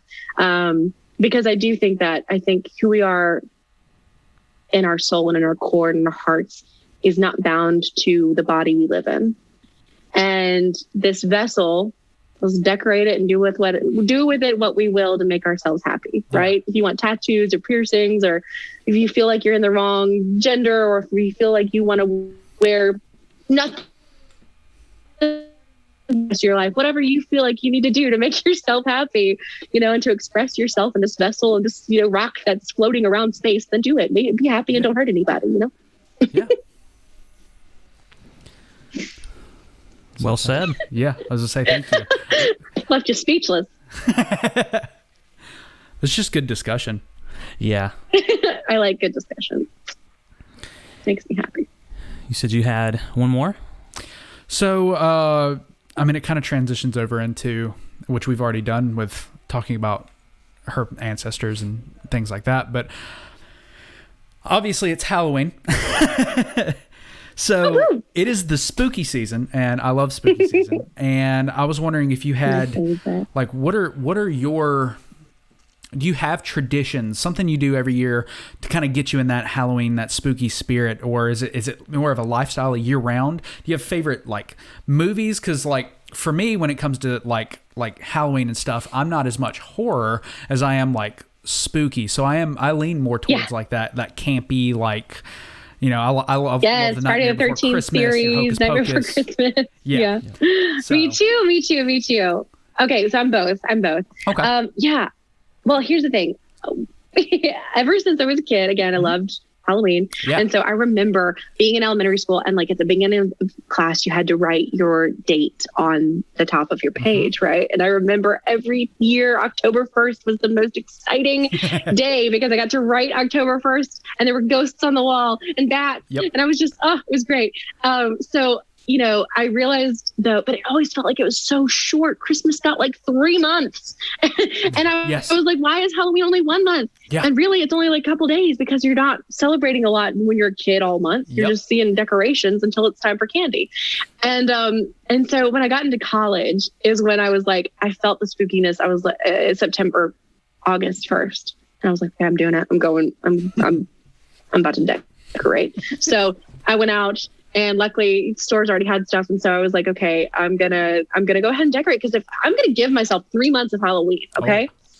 And so I did, and it was amazing. And I was like, this felt more like this felt better. Like after Christmas, I feel like I've enjoyed the most out of the Christmas holidays. I love Christmas, but I wasn't getting that with Halloween. And I was like, okay, so after I did that first year and I started in August, I was like, okay, I feel like I'm finally getting the most of my Halloween season. I'm watching all the films I want to watch. I'm listening to all the music. I'm going to all of the parties, or, you know, like the special events downtown, or the drag, you know, club or whatever. Sure. And I was doing lots of stuff with my friends, and I had a couple friends who practice witchcraft. And so we would do different things around the months of October and September. And anyway, we just had a great time. And so then I was like, okay, I'm going to start in August. That was my thing. I'm going to decorate first, and then start like, I always make, when it starts turning fall, I always make pumpkin muffins. Ooh, I don't like pumpkin spice lattes personally, because I don't like it's just too, I don't know. I don't really like pumpkin spice lattes. Pumpkin and coffee are not my thing, but pumpkin bread, pumpkin and carbs, done. Speaking like of straight up. Yes. I love pumpkin bread. So I always make pumpkin muffins. And that for me is kind of like it makes the house fill with these like beautiful scents of cinnamon and clove and spice and just so good. And then you make a little hot chocolate to go with. Oh, so yummy. Anyway, so that's how I start that off. And here in the South, it's always 95 degrees at that point. So you don't get the fall, but you at least get the smell of pumpkin.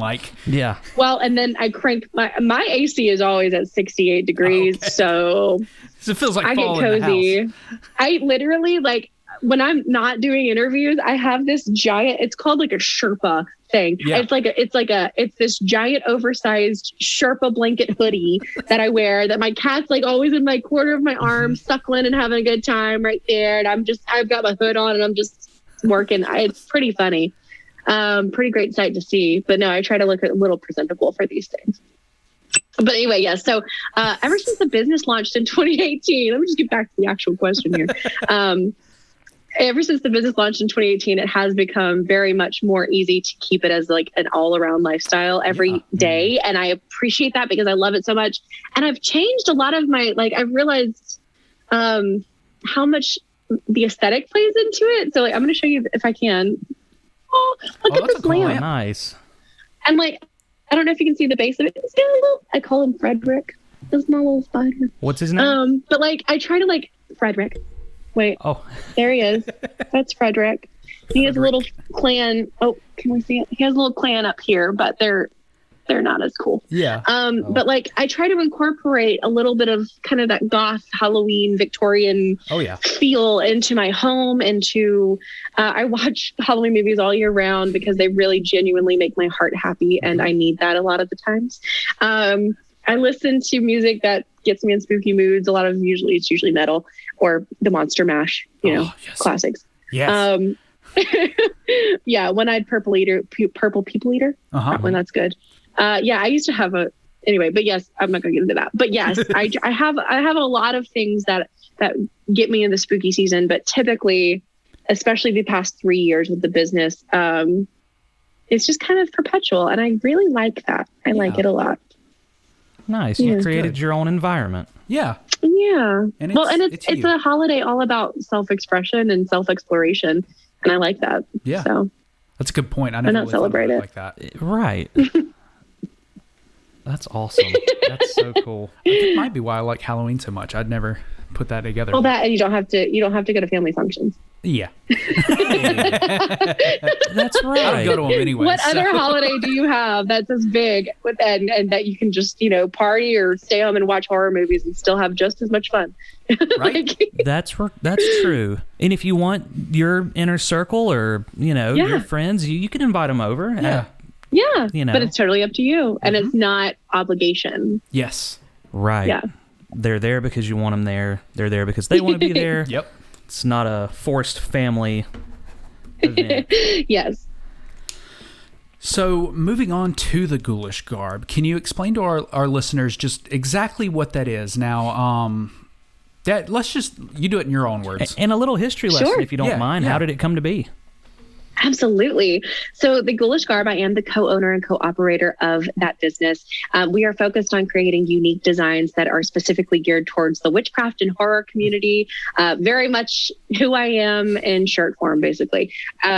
We have more than shirts now, but we actually started the business back in 2018 because my business partner and I both were just sick of the 9-to-5, and I had only been out of school for a year, but I was in Nashville. Okay. Yeah. Nashville is a place full of history, and I had tried so very hard to get a job in my field, and I found a great job that I wanted so badly, but as a person with a history degree, with a focus in museum studies and archival sciences, I was offered $11 Sounds for right. $11 an hour in Nashville to work as a main researcher for a museum. As a researcher? As a researcher. And I was going to be developing not habitats. displays. Oh, okay. Sure. Yeah. Habitats for the, I was going to be, artifacts. for the art. Yeah. Whatever. But the artifacts, yes. And it was the thing about it was a great opportunity. First of all, it was Civil War level. It was Civil War stuff. Yeah. But being told from a perspective that isn't often told in the South, which I appreciated, and I am very, very, very big on. And it was very much about highlighting what really happened. Yeah. And because a lot of times you're from the South, a lot of times whenever you visit these historical places, it's about the generals who lived there, or it's about the men and how they wrote home, and it's about what they dealt with in the drought or and it's okay, but what were they fighting for? What was going on behind the scenes? This was a plantation. Like, let's talk about what actually happened, because our history is pretty horrific, but that's how we learn. That's how we get better. And so it was a great job, and I wanted it so badly, and I wanted to justify taking it, but it was 35 minutes from my home. It was in Nashville, where I was already paying an exorbitant amount of money and only getting paid $11 for that amount of responsibility. And it was so I ended up being a pre-K teacher, which I love kids. I love working with them. I actually had a princess party company, and I did princess birthday parties in college. It helped me pay my way through college. I love kids. Oh, okay. But it was not for, and I felt very much like I've got all of this debt, and this is what I'm doing. I was exhausted. I was sick all the time, because I do have, like I said, I have endometriosis, which is a very painful disease. And, if I wasn't sick from that, I was sick because one of the babies gave me their flu, and it's just like, it was just awful. It was really, really bad for me. And I love those kids. And whenever I had my accident, I had 4 different children and their parents come visit me in the hospital. I loved that job. I will say that. Yeah. But I knew it wasn't a career path for me. I knew it wasn't my happy place in the long term. And so my partner, he was an engineer, a software engineer, also went to Auburn University. And he was doing fine. Like, he found his job. Software engineer. He was good. He was fine. So it was very different, but like we both wanted out for different reasons out of the 9 to 5. And he was just miserable. And so we decided, okay, well, we're 2 smart people. We live in the day and age of e-commerce. Let's do something with it. Yeah. And so we did our research, and we decided that print on demand was probably a really good way to start, because you don't have to keep inventory. There's not a lot of overhead. It's really just taking care of the domains and all of those fees, paying an artist to get our designs onto paper and, onto shirts and things like that. Yeah. Sure. But overall, especially because we were coming up with original designs that would be ours and ours forever, it was a great way it was a good stepping stone. So we started out with just clothing, just t-shirts, and then that led to hoodies and tank tops and stuff, and then posters and tapestries. And, now we're famous for tarot and our tarot deck, which started because I've been practicing witchcraft, like I said, since I was 15. So about 10 years at the time when we started the business. And what got me into witchcraft was tarot. My uncle gave me my first tarot reading and told me about his practice and everything. And it was such a poignant reading for me at the time and for years to come. So for those it was in my mind. For those that don't know or might not know what is, can you elaborate a little bit on that? Like tarot, like when you say tarot, you're talking about, I assume, the decks. Like yes. cards. So tarot decks. Yeah. The original tarot deck is the one that most people have and know and would see. And I have somewhere on here. I've been using it recently and now I don't remember where it is. But anyway, it's the Rider Smith Waite tarot deck. I believe it was released in 1909. Okay. And essentially what you have is 70, I want to say I always forget if it's 76 or 78 cards, but I think it's 78 cards. Okay. So you have, and those are split into a major and minor arcana. So the major arcana is 22 cards. It actually starts with 0 and it goes to 21, but it's 22 cards in total for the major arcana. And that's going to have, it kind of tells a story from the Fool, who is your card 0, to the World, which is kind of the culmination of his journey. That's how I use it. But because he is the 0, you could put him at the end. Some people do. And it's got some really, I really love the major arcana because you can use them on their own. Like our deck is just the major arcana. So you can use them on their own for quick pulls. Like if you're asking a question and you just want something that's going to be really powerful and have a lot of meaning within the card. Whereas the minor arcana is split into 4 suits, just like a regular deck of playing cards. Oh, so you have, so you have if you're going with the Rider-Smith weight deck, your 4 suits are going to be wands, just like a magic wand, which is for air. Pentacles, it literally just looks like a coin almost with a pentacle on it, which is earth. Then you have swords, which is fire, and cups, looks like a goblet, which is water. Okay. And so each of those suits has within it the hierarchy, like you would again with playing cards. You're going to have the king, the queen, the page, the knight, and then you're going to go into the numbered cards of ace all the way up to 10. And so each of those, in the same way that you kind of have an overarching story with the major arcana, within the minor arcana and each of those suits, you'll see an overarching story as well, an overarching kind of theme. And for instance, pentacles a lot of times with earth might mean abundance, wealth, material, because you think of the earth and the harvest, right? Or fire might mean emotion, or water might mean emotions. Fire might mean aggression or pain.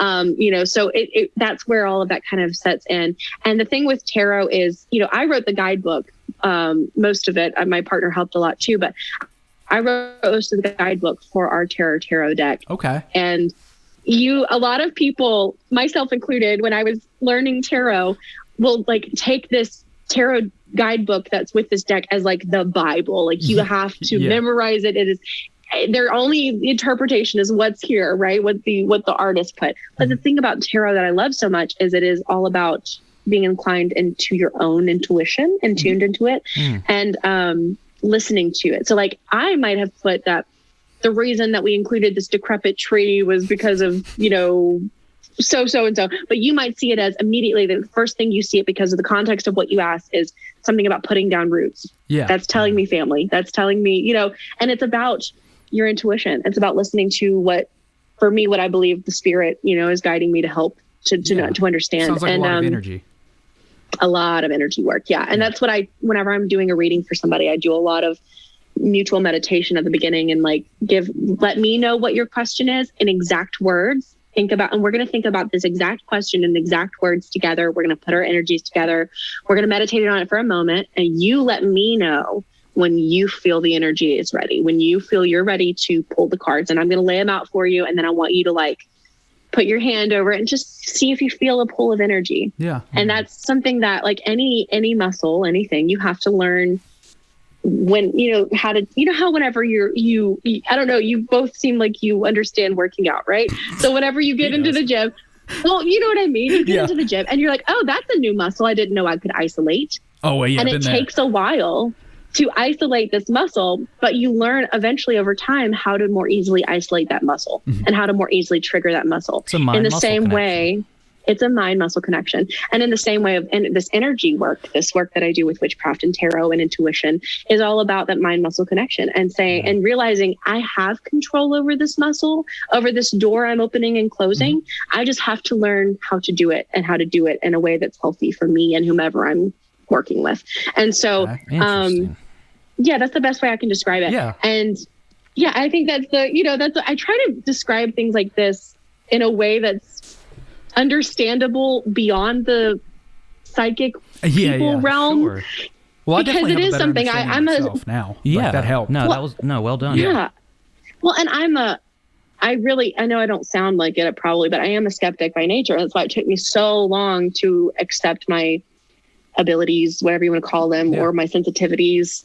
It took a very long time because I just thought I was crazy. I just thought, or it was just a lot of coincidence that I happened to have that dream last night and then it happened. It was just coincidence, that kind of thing. Yeah. And but back onto tarot, I also want to talk about one more thing because you all seem to want to know more about it. And there's a lot of misconception that tarot is just going to tell your future, that it can tell you when you're going to die or something like that. That's what when I think of it, that's like right, because that's what Absolutely. And that's okay. It's not your fault. It's because that's what media has done, right? We watch The Craft and we watch, Teen Witch and all these other shows. And it's like the crystal ball. Like we're going to see your future. Yeah. And the way that I like to look at tarot is less about absolutes and less about some divine, guide showing you your future, and more of, do you know what I mean when I say coin flip psychology? I've never heard that term. I could have educated guesses, but I was gonna say I could guess. Sure. Yeah. Okay. Well, and I don't know that it's it's kind of a term I've just started using because it makes the most sense to me, and people tend to be able to kind of get what I'm saying. Okay. But what I'm saying by that is, say you're trying to decide where you want to eat tonight, and you really can't. Like, you have that executive dysfunction. You're just like, I cannot choose, because I've been there where it's like, I can't choose. So I'm gonna flip a coin. I've got two choices. I'm gonna flip a coin. That coin flip might not necessarily mean this is exactly what you have to do now, but it will help uncover which one you might have wanted more. I mean, as soon as you flip that coin, you know what you want. Before it ever lands, you don't even have to exactly. You're worried about not what going you're to Chili's. anticipating. Yeah. Yes. And so in the same way, that's why, like, it's essentially it's very psychological. Magic in general is very psychological, because our energies, that's where they stem from, our brain energy, right? Our brain waves. And anyway, and so in the same way with tarot, when I ask you to meditate on your question, I'm going to meditate on your question. It's more so about, we're going to meditate because we're trying to tap into that subconscious. We're trying to tap into what you're trying to get to here, right? And because of all of that that's involved, that's going to help me through understanding and empathing with you. That's going to help me better understand the symbolism of the cards I'm reading overall in a way that is personal to you, that somebody else would get a different reading of the exact same cards. Yeah. So, and what I tell you from my intuition, yes, I do believe my sensitivities do help with a clearer reading. But what I'm telling you, whether or not it resonates with you, is a lot based on what you're going through and what you're ready to receive, if that makes sense. Absolutely. Yeah. Like, it almost, and this could sound very ignorant of the craft or inexperienced, but it almost sounds like a weird form of therapy in a way. Like, yes. You're helping guide people through figuring it out themselves, and they almost kind of talking through it in a weird way. That's exactly what it is. That's why I try to do a tarot card pull for myself every day. Yeah. Just to kind of help me assess where I am. What are my feelings? Am I like, if I get a card and I immediately am leaning towards a negative reading, like a negative intuition, inclination, you know what I'm saying? Like, yeah. That's telling me that my energy is kind of low today. That's telling me, like, okay, maybe we need to take a moment, light some incense, listen to that song that helps ground you. Maybe go stand outside on the porch and watch some birds for a minute. Like, do what you need to do, because right now your energy is a little low. You've got some lower vibrations going on, and that's not where we want to be today, because we have interviews. So we need to prepare, that kind of thing. And it's very much a part of, like, self-help and self-care and self-understanding, and just saying, like, yes, I'm in this body, I'm in this consciousness, but there's so much going on beneath the surface that even I don't fully understand or don't see. And it just kind of helps pull through that. And that's why I really love tarot. And I think it's for everybody, Yeah. Wow. That was awesome. Thank you for that. Yeah. Like, I don't know, I didn't want to sidetrack us too much, but I was just curious as to if we're going to be talking about it, what all it entails. Yeah. Any misconceptions. Oh, I love talking about it. Right. I consider myself way more educated at this point. Oh, yeah. That's fascinating. It really is. It's fascinating. And it is so helpful. And, witchcraft in general, witchcraft and tarot, but I consider tarot to be a part of my craft. Yeah.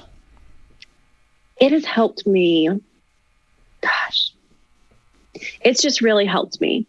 And I'm not here to evangelize for witchcraft, but because I fully believe everybody's journey and spiritual path is personal. Yeah. And I've been at a point in my life where Christianity was right for me, and it helped me through a lot.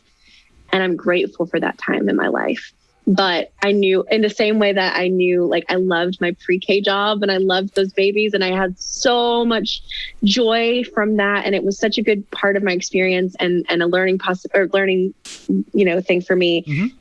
That's how I look on my time in Christianity. And it took a long time to get there because it was traumatic for me at some points. Yeah. But that's how I have to look at it, because it's right for somebody. Like, there's somebody out there that's going to be a pre-K teacher their whole life. There's plenty of people out there who find their hope and their passion and their love and their gentility in their religion and whatever that may be, or their non-religion or their philosophies. And I just think it's such a personal thing. I'm just grateful for me and my path, that I had my uncle mentor me and teach me about witchcraft. And I found a community that has been so wonderfully, overwhelmingly kind and opening. And it's about self-expression and about not putting yourself in a box, which is just very me. So, yeah. When it harkens back to the social media it's the magic of the internet. You could find your people anywhere, like from the comfort of your own home. Absolutely. Right. Wow. Well, I was going to say, and I love like I've always wanted to get a tarot deck, like, just because I love, like, they're always so beautiful, like the art, because I collect cards. Yeah. Like, I love decks of cards and the art. And so I've always wanted them because I look at them and I'm like, just the designs in and of themselves. They're beautiful. Speaking of, I'm just going to show you these real quick because they're gorgeous. I had a friend that just went to Alaska and she brought me back this amazing deck. Like, can you see that? Okay. It's called the Gentle Tarot.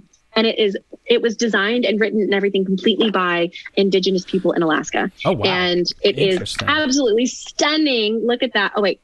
Hold on now. Look at that. Ooh. Oh, wow. The artwork is absolutely beautiful. But, like, honestly, though, sorry?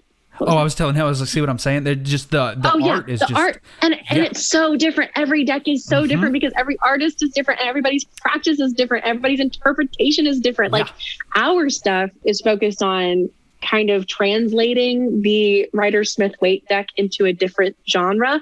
But other people, like, they don't even take that into consideration. That deck has nothing to do with their deck. And that's awesome. And that's what, if you find it, some people believe that you can't buy your own tarot decks. It's bad luck. I don't believe that personally. Okay. I just don't. I just think that, that's one of those things that if that makes you feel okay and better, then that's fine. But I don't personally think it's a hard and fast rule. I don't think witchcraft has many hard and fast rules. And, like, if you feel like art is resonating with you and maybe you don't know anything about tarot, or maybe you don't want to know anything about tarot, but you just want to appreciate the art, like, that's why we put all of our artwork on clothing and tapestries and phone cases, so that even if you don't want to practice tarot, you can appreciate the art and own it and look at it. And maybe you can even, ask the meaning of this card and resonate with it even more, And that's a good point, because you do. Yeah. That is one thing I noticed with the Ghoulish Garb is there are a lot of tarot designs, like on T-shirts. I love your tapestries, all of like our a lot stuff, of wicked designs. I was just looking at that right before we. I'd seen it before, but I was looking at it just to keep it fresh in my mind. And there's a lot of cool stuff. Stickers, like all kinds of just everything that you could want. Yeah. Well, we're proud of it. We really are. We've worked so hard on these designs, and they are just 100% us, and it's just, it's been an incredible journey. I'm so grateful for the ability to try new things as an artist every day. But it's been great. And I'm just, the reception we've gotten, not just from the horror community, but, like, from people like yourselves who just appreciate art, or who might, like, want to get in the spooky season or whatever. We have, I get grandmothers who come and buy the cute little bat. We have a cute little cartoon bat that says "Just Hangin'," and I get the sweetest little grandmothers who are like, "Oh, I just love it for the spooky season," and I just get so happy because we have such a strange cross section of people in our community, or in our customers. That's not just the witches and the horror fiends, but, like, it's just great. I love it. It makes me happy. That's the beauty of art. It is. Just the different backgrounds and people and beliefs and everything that it can bring together. Right. Yeah. Art, music, everything. Yeah. Love it. Well, you got any other questions for the Ghoulish Garb? That was the end, was to wrap it up and culminate at the Ghoulish Garb. Oh, well, I have one final question before we get out of here. Okay. And this was going to be this is the final question, but is there anything left that you haven't accomplished that you're working towards, or that you would maybe want to pursue in the future? What else can Shanna Stoker do at this point? What other aspirations? I mean, the world is your oyster, as they say. It's open. You can do whatever you want. What's that last frog you need to consume? Yeah. Well, I actually just a few days ago on the 5th I've invited to join, and officially did join a metal band. So I am now the vocalist and lyricist for a metal band called Dracora, which is really funny because they found me and they had no idea about my Stoker background, my business, my spookiness, none of that. And their name happened to be Dracora. And I was like, wow, yeah, like Dracula. And so what's funny is I spoke to the lead guitarist, who was like the founder of the band. And we, that night that they contacted me, we got the entire band on a call because they had seen, I don't know if you've seen they saw my video of me singing Sally's song from Nightmare Before Christmas, which is on my TikTok. Watched it. Okay, cool. Yeah. So they saw that, and they were like, okay, yeah. Which I'm like, thank you. I really appreciate it because it's awesome. And that's what I hoped for eventually. Right. But that's such a pipe dream. But yeah. And so he somehow arranged for the entire band to get on a phone call that night. And by the end of it, they had invited me to be part of the band. And like, we were all like, we were not expecting this so quickly. And it was, but I mean, they're just amazing, wonderful guys. So very talented. They've already got a lot of instrumental tracks that I'm going to be working on creating lyrics and melodies for. And so awesome. So I'm very excited. We've got a lot of the same goals. We want to release an album. We want to eventually do some small tours, like a month here and there, nothing too crazy. I got a lot of stuff going on.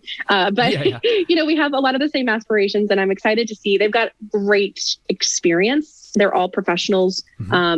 2 out of 3 have toured nationally before. Like I feel confident in their, that they are going to be able to push us in the right direction in the ways that I don't have experience in that field. I've got experience in music and performance, but not in a band of this caliber. And so I'm really excited about that. I hope eventually one day to have a brick and mortar ghoulish garb shop that will be a community where you can, maybe you can grab one of my pumpkin muffins and go sit in the cozy corner and read some books. And maybe like, have classes on tarot or have a tarot reader in the back. Or I just want it to be a place of community, a place that people can be comfortable. And, maybe if you're having a bad day, you can go to the ghoulish garb. And I would love to do that maybe. And that's what I want. I mean, I want that community because I know that for me, it was so important to feel like I wasn't alone still. Yeah. Like I'm not alone. And if I can help create a space for others to feel not so alone, then that would be beautiful. I'd love to do something like that. And if you had a dream city to put that, like lay that brick in Salem. Salem. Salem. Something told 100%. Me Salem. I've always wanted to go to Salem. So. Oh, I'm like obsessed. That's where I want to move next. Listen, I've been in the South and like the tropical area too long. I'm tired of humidity. I'm tired of sweating so much. Yep. I'm ready for fall that lasts more than 3 days. And spooky season all year round. I'm down for Salem. Yes. Wow. Well, hopefully that comes to fruition and you can make that happen. Thank you. I hope so. We'll see what happens. I think, I'm at this point where it's like, you can make plans, but what's the thing? How to make God laugh? Make a plan. Plan. Yep. That's incredible. I mean, so to answer your question, it's you're on that path. Yeah, I'm trying. Along. Right. Yeah. That's incredible. That's so exciting with the band. As somebody that was in a metal band, it's fun. So enjoy it. Oh, I'm very excited. Yeah. And these guys are so wonderful. And like, we had our video chat the other night, which was just supposed to be kind of like a very quick meet and greet setup type thing. And we were on the phone for about 2.5 hours because we all just were, it was just like this. It was very, it was just great. It was really, really great. It becomes like a brotherhood, a family. Oh, it was wonderful. And that's what they kept reiterating was we're a family. Yep. And they kept, Compy, who's our bassist, he's Puerto Rican and he's just, I love him so much. And he just kept calling me sis. And he always calls me sis now. And like, it makes me so happy. And like, it's such a sweet, like every morning we all text each other good morning in our group chat. And like Compy's got his coffee maker go. I say every morning. It just happened like 4 days ago. But so far every morning, and it seems like going back in the chat, they've done this every morning. It's just really beautiful. And they've been through a lot this past year, and they've helped each other get through it. And to welcome me with such open arms and make me feel so very much a part of that family so quickly, I'm just tremendously excited to see what happens. That's incredible. Hopefully we're excited for you. Yeah, I was going to say, I'm excited to hear more stuff from Jacora. Yeah. Yeah, really. Yeah. Well, we have Dracora.com. And if you go to my resume website, by the way, I've updated it to add my little bio from Dracora and also the link there on the website too, because I also do the Off the Beaten Path musical, which I was added to a couple months ago. Yep. Yeah. So I'm doing my very first performance of that at the end of this month, or I think actually it might be next weekend. And then, so that's going on too. So I'm very happy because I get to have the flexibility of my business and working with the business full time, and then also getting to perform and doing things I love. And it's a D&D inspired musical. That's perfect. What I was going to ask. I thought it was D&D inspired. Oh my gosh. Yes. It's got like 60 variations of the script. What? Because the audience participates and it's to choose like what path we go down. That's why it's called Off the Beaten Path. It's incredible. I mean, I'm telling you, go check out that website too, because Tori Doctor, who is like the main person behind it, or behind the creation of it, I believe. Mm-hmm. I love him with all my heart. I love that man. He's amazing. He's so talented and one of the sweetest, kindest people I've ever met. So check it out. Support them. They're great. I mean, I guess I'm a part of it. Support us. 60 variations. That's incredible. Isn't that insane? Mind-boggling. Talk about that classical training to have to memorize all of those. Well, no, it's not memorized, thank goodness. Oh, okay. I don't know how they're going to do it, because right now it's all virtual, so you have your script in front of you. But like, I don't know how it's going to translate. But they do have plans for it to translate into a full-fledged show like that. Wow. Yeah. I have to keep tabs on that. It's virtual. I have to watch that. I'm sorry, looking down. Oh no, you're fine. But yeah, you should definitely. If you, I think you can. There's like a Discord or something where you can get onto it and like get updates or something, if that's something that interests you. I don't know if you're interested in D&D, but I love it. So just a wee bit. Yeah. Just a wee bit. Marty McFly. Marty. Marty. Love it. Is there anything else you'd like to... Anything we failed to touch on? Yeah. Or promote? I don't think so. I'm trying to I just realized what time it was, so give me just a second. But no, I think yeah, because I have another thing right now, but it's fine. No, I think that's it. We do have right now on Amazon until the end of October, we have our Shadow Edition of our Tarot deck. So the Shadow Edition is just the black and white version. It's a little bit more like goth aesthetic, much more minimalist. And if you look at all of our designs, like our tarot tapestries and stuff, you'll see a lot of those black and white designs. They're very popular, which is what led to us doing this edition of the deck. That deck does come also with a special edition bonus card of the world, which is one of my favorite additions to the deck. It's gorgeous. Okay. It's like a Victorian ghost coming out of, reaching towards you out of the mirror in a haunted hall with cobwebs. It's really creepy. Awesome. I love it. Check that out. So that one, that deck is on Amazon right now for about $10 off. I think it's about $25 plus free shipping. We have Prime shipping for that. And that's going to be on sale till the end of the month. And then also on Etsy, you can get a bundle that includes both decks for a price that I can't remember right now, or you can get both decks and both decks sticker packs for another price I can't remember right now, but it's all bundled together, so the price is better. Yeah. But that's what we got going on right now. Fantastic. Well, that's exciting. And I guess if people are looking for Shanna Stoker on the internet, where can they find you? You can go to, if you want to look up Shanna Stoker, I have a link tree. I think for me, for the Ghoulish Garb, probably best to just go to etsy.com/shop/the Ghoulish Garb, all one word. And that will take you to our shop page, which it's a little bit easier to navigate on Etsy in my experience, to find what you're looking for and to browse, rather than on eBay and Amazon. But we also sell on eBay and Amazon, so you can find us there as well. And as far as me, I'm on TikTok at the _ghoulish_gal. And my link tree should be up on TikTok as well, which will take you to my resume page, the Ghoulish Garb Shop, pretty much anything that's associated with me that you might want to find. It will be on my link tree. So that's probably the easiest way to go. Or you can even look Shanna Stoker link tree on Google. Okay. Fantastic. Well, thank you. Yeah. Thank you. I've had such a good time. Well, good. I can't speak for both of us, but I'm sure Josh would also say that it's been incredible. Yeah, it's been an honor and a pleasure to have you. Thank you for being so energetic and just willing to have fun. And taking the time. Thank you, guys. This is great. I hope to hopefully talk to you again sometime. This is wonderful. Oh, for sure. We'd love to have you back on. Yeah. Awesome. We hope... the light wasn't blue. I'd been talking to Shanna. Yeah. So I was like, it's off. No, so we actually had Shanna on. We've got my phone set up, and then the whatever that is, webcam set up so that she could see us. There was times where I was looking at the phone to acknowledge her, and I'm like, she's not on the phone. She's down there. Yeah, I did. I looked at the phone the entire time, but they're right next to each other. It probably looked the same. Yeah. But that was a blast. Yeah, no, I thoroughly enjoyed it, and I learned so much more, because you can only learn so much about a person from their resume and their website and everything that they may have. And so to actually sit down and talk with her, and then the stories that were pulled out, like I didn't know, just the life story, the life stories. Yeah, like it's incredible. And then like trailing down into tarot and what tarot's about, and then what that means to her, and just I don't know. It was an incredible interview. Again, thank you, Shanna, if you're watching this. Thank you for hanging out with us for 2.5 hours. Sorry for making you late to your next interview. Yeah, we do that.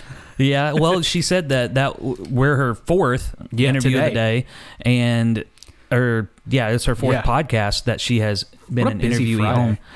Yeah, really. Well, she's got that entrepreneurial spirit. Oh, yeah. She's a hustler. Yeah. And like that's what I respect is that she's doing her thing. She said no to $11 an hour and yes to being an entrepreneur. Yep. And pursuing what she's passionate about. So hats off to her. Mm-hmm. But I guess that's going to do it for today. If you are watching this on YouTube, make sure you like and subscribe. I totally left those little runs across here. You guys will see it in post. I left them out of the entirety of last episode with Fresman. I didn't even think about, because it was gonna take like 9 hours to export or something stupid, and so like I wasn't even thinking about it. But you shall see those if you're watching on YouTube. Make sure you subscribe, like this video if you liked it. Make sure you go check out Shanna Stoker. Yes. Above anything else, if you don't listen to anything else that I tell you right now, go check out Shanna Stoker. Go check out the Ghoulish Garb. Buy something, or at least appreciate the art that's on there. Yeah. But if you're on Apple, follow her on TikTok. Yeah, follow her on TikTok. That's how we found her. That is how we found her. We didn't touch on that. No, we didn't either. Well, I didn't even think about it. Which is fine. It was all about her. Like right. You know, it's not about us. But go to Apple. She's gone now. Yeah. It is about us. Yeah, that's why we can say it now. Follow us on TikTok at Official CS Pod. Follow us on Twitter at Official CS Pod. Follow us on Spotify. At the CS Podcast. Find our show. On Apple, leave a 5-star review. Tell us how great we are, and that everybody should listen. How great our hair is. Yeah, both of our hairs. Yeah. Hairs. Yeah. Herdes. We had to be on our best behavior. Yeah, I know. We were professional. Now it's all coming out. Yeah. But with that being said, yep, we're going to wrap it up. Hope you guys have a good weekend, a fantastic flipping Friday. Yeah. And a freaky Friday. Yeah, next Friday, because we're recording a week ahead. We are. We're going to be out of town next week. We sure are. Where are we going, Trey? We're going to Fripp Island. I've never been. My granny has been. She goes, oh, you're going to Fripp Island? I was like, yeah. She goes, oh, I've been there. I was like, is it nice? She goes, oh, yeah. I was like, okay. Well, my dad and I went to look at a house to give a quote on. Yeah. And him and it was an older lady. Yeah. I said, I'm going to, I don't know if you've ever heard of it, Fripp Island. And both of them just went, oh, yeah, Fripp Island. Oh, yeah. I'm like, what? Oh, of course you have. I mean, I'm not, not a young whippersnapper over here, but not bleachers. Bunch of bleachers. Well, Anyways, yeah, Fripp Island. We'll see what that's like, and we will have, I'm sure, stories to tell you folks. Oh, yeah. Come the next podcast after this one. Yeah, whenever that is. And what we got up to and into at Fripp Island. In and up or down. All your, what are those? Directions? Places. Well, like... Locations. No, it's a word. Preposition? You can go under the table. You can go on the table. You could be next to the table. Like, anyways. Yeah, you could light the table on fire. Yeah, I don't know if that's a preposition. That's not. But I was giving a recommendation. I was giving options. Well, I appreciate it. Yeah, if you want to. Not this table. No, this is a nice table. He's a good guy. All right. And these chairs are nice, too. Thanks to Gary Bankston. Let's slide that shit out in real quick. Yeah. Out in? Shit out. Let's slide that shit out in. Oh, okay. I thought this was watch this back and she's gonna be like, Jesus Christ, what I get into? What are they doing? Yeah. No, like, I thought this was gonna be a quick outro. I did too. Like we talked. It's another episode. No, it's a whole other episode. We didn't get to, she was the guest. She spoke. We were gracious hosts. She took precedent. Absolutely. Yeah. Precedence. She took president. She took presidents. All 46 of them. Yeah.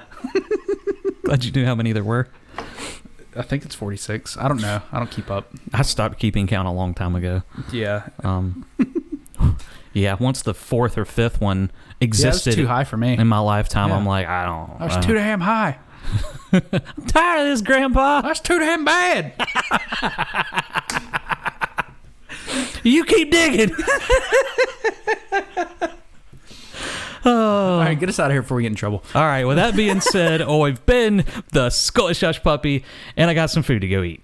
And until then, my ghastly gang, stay spooky.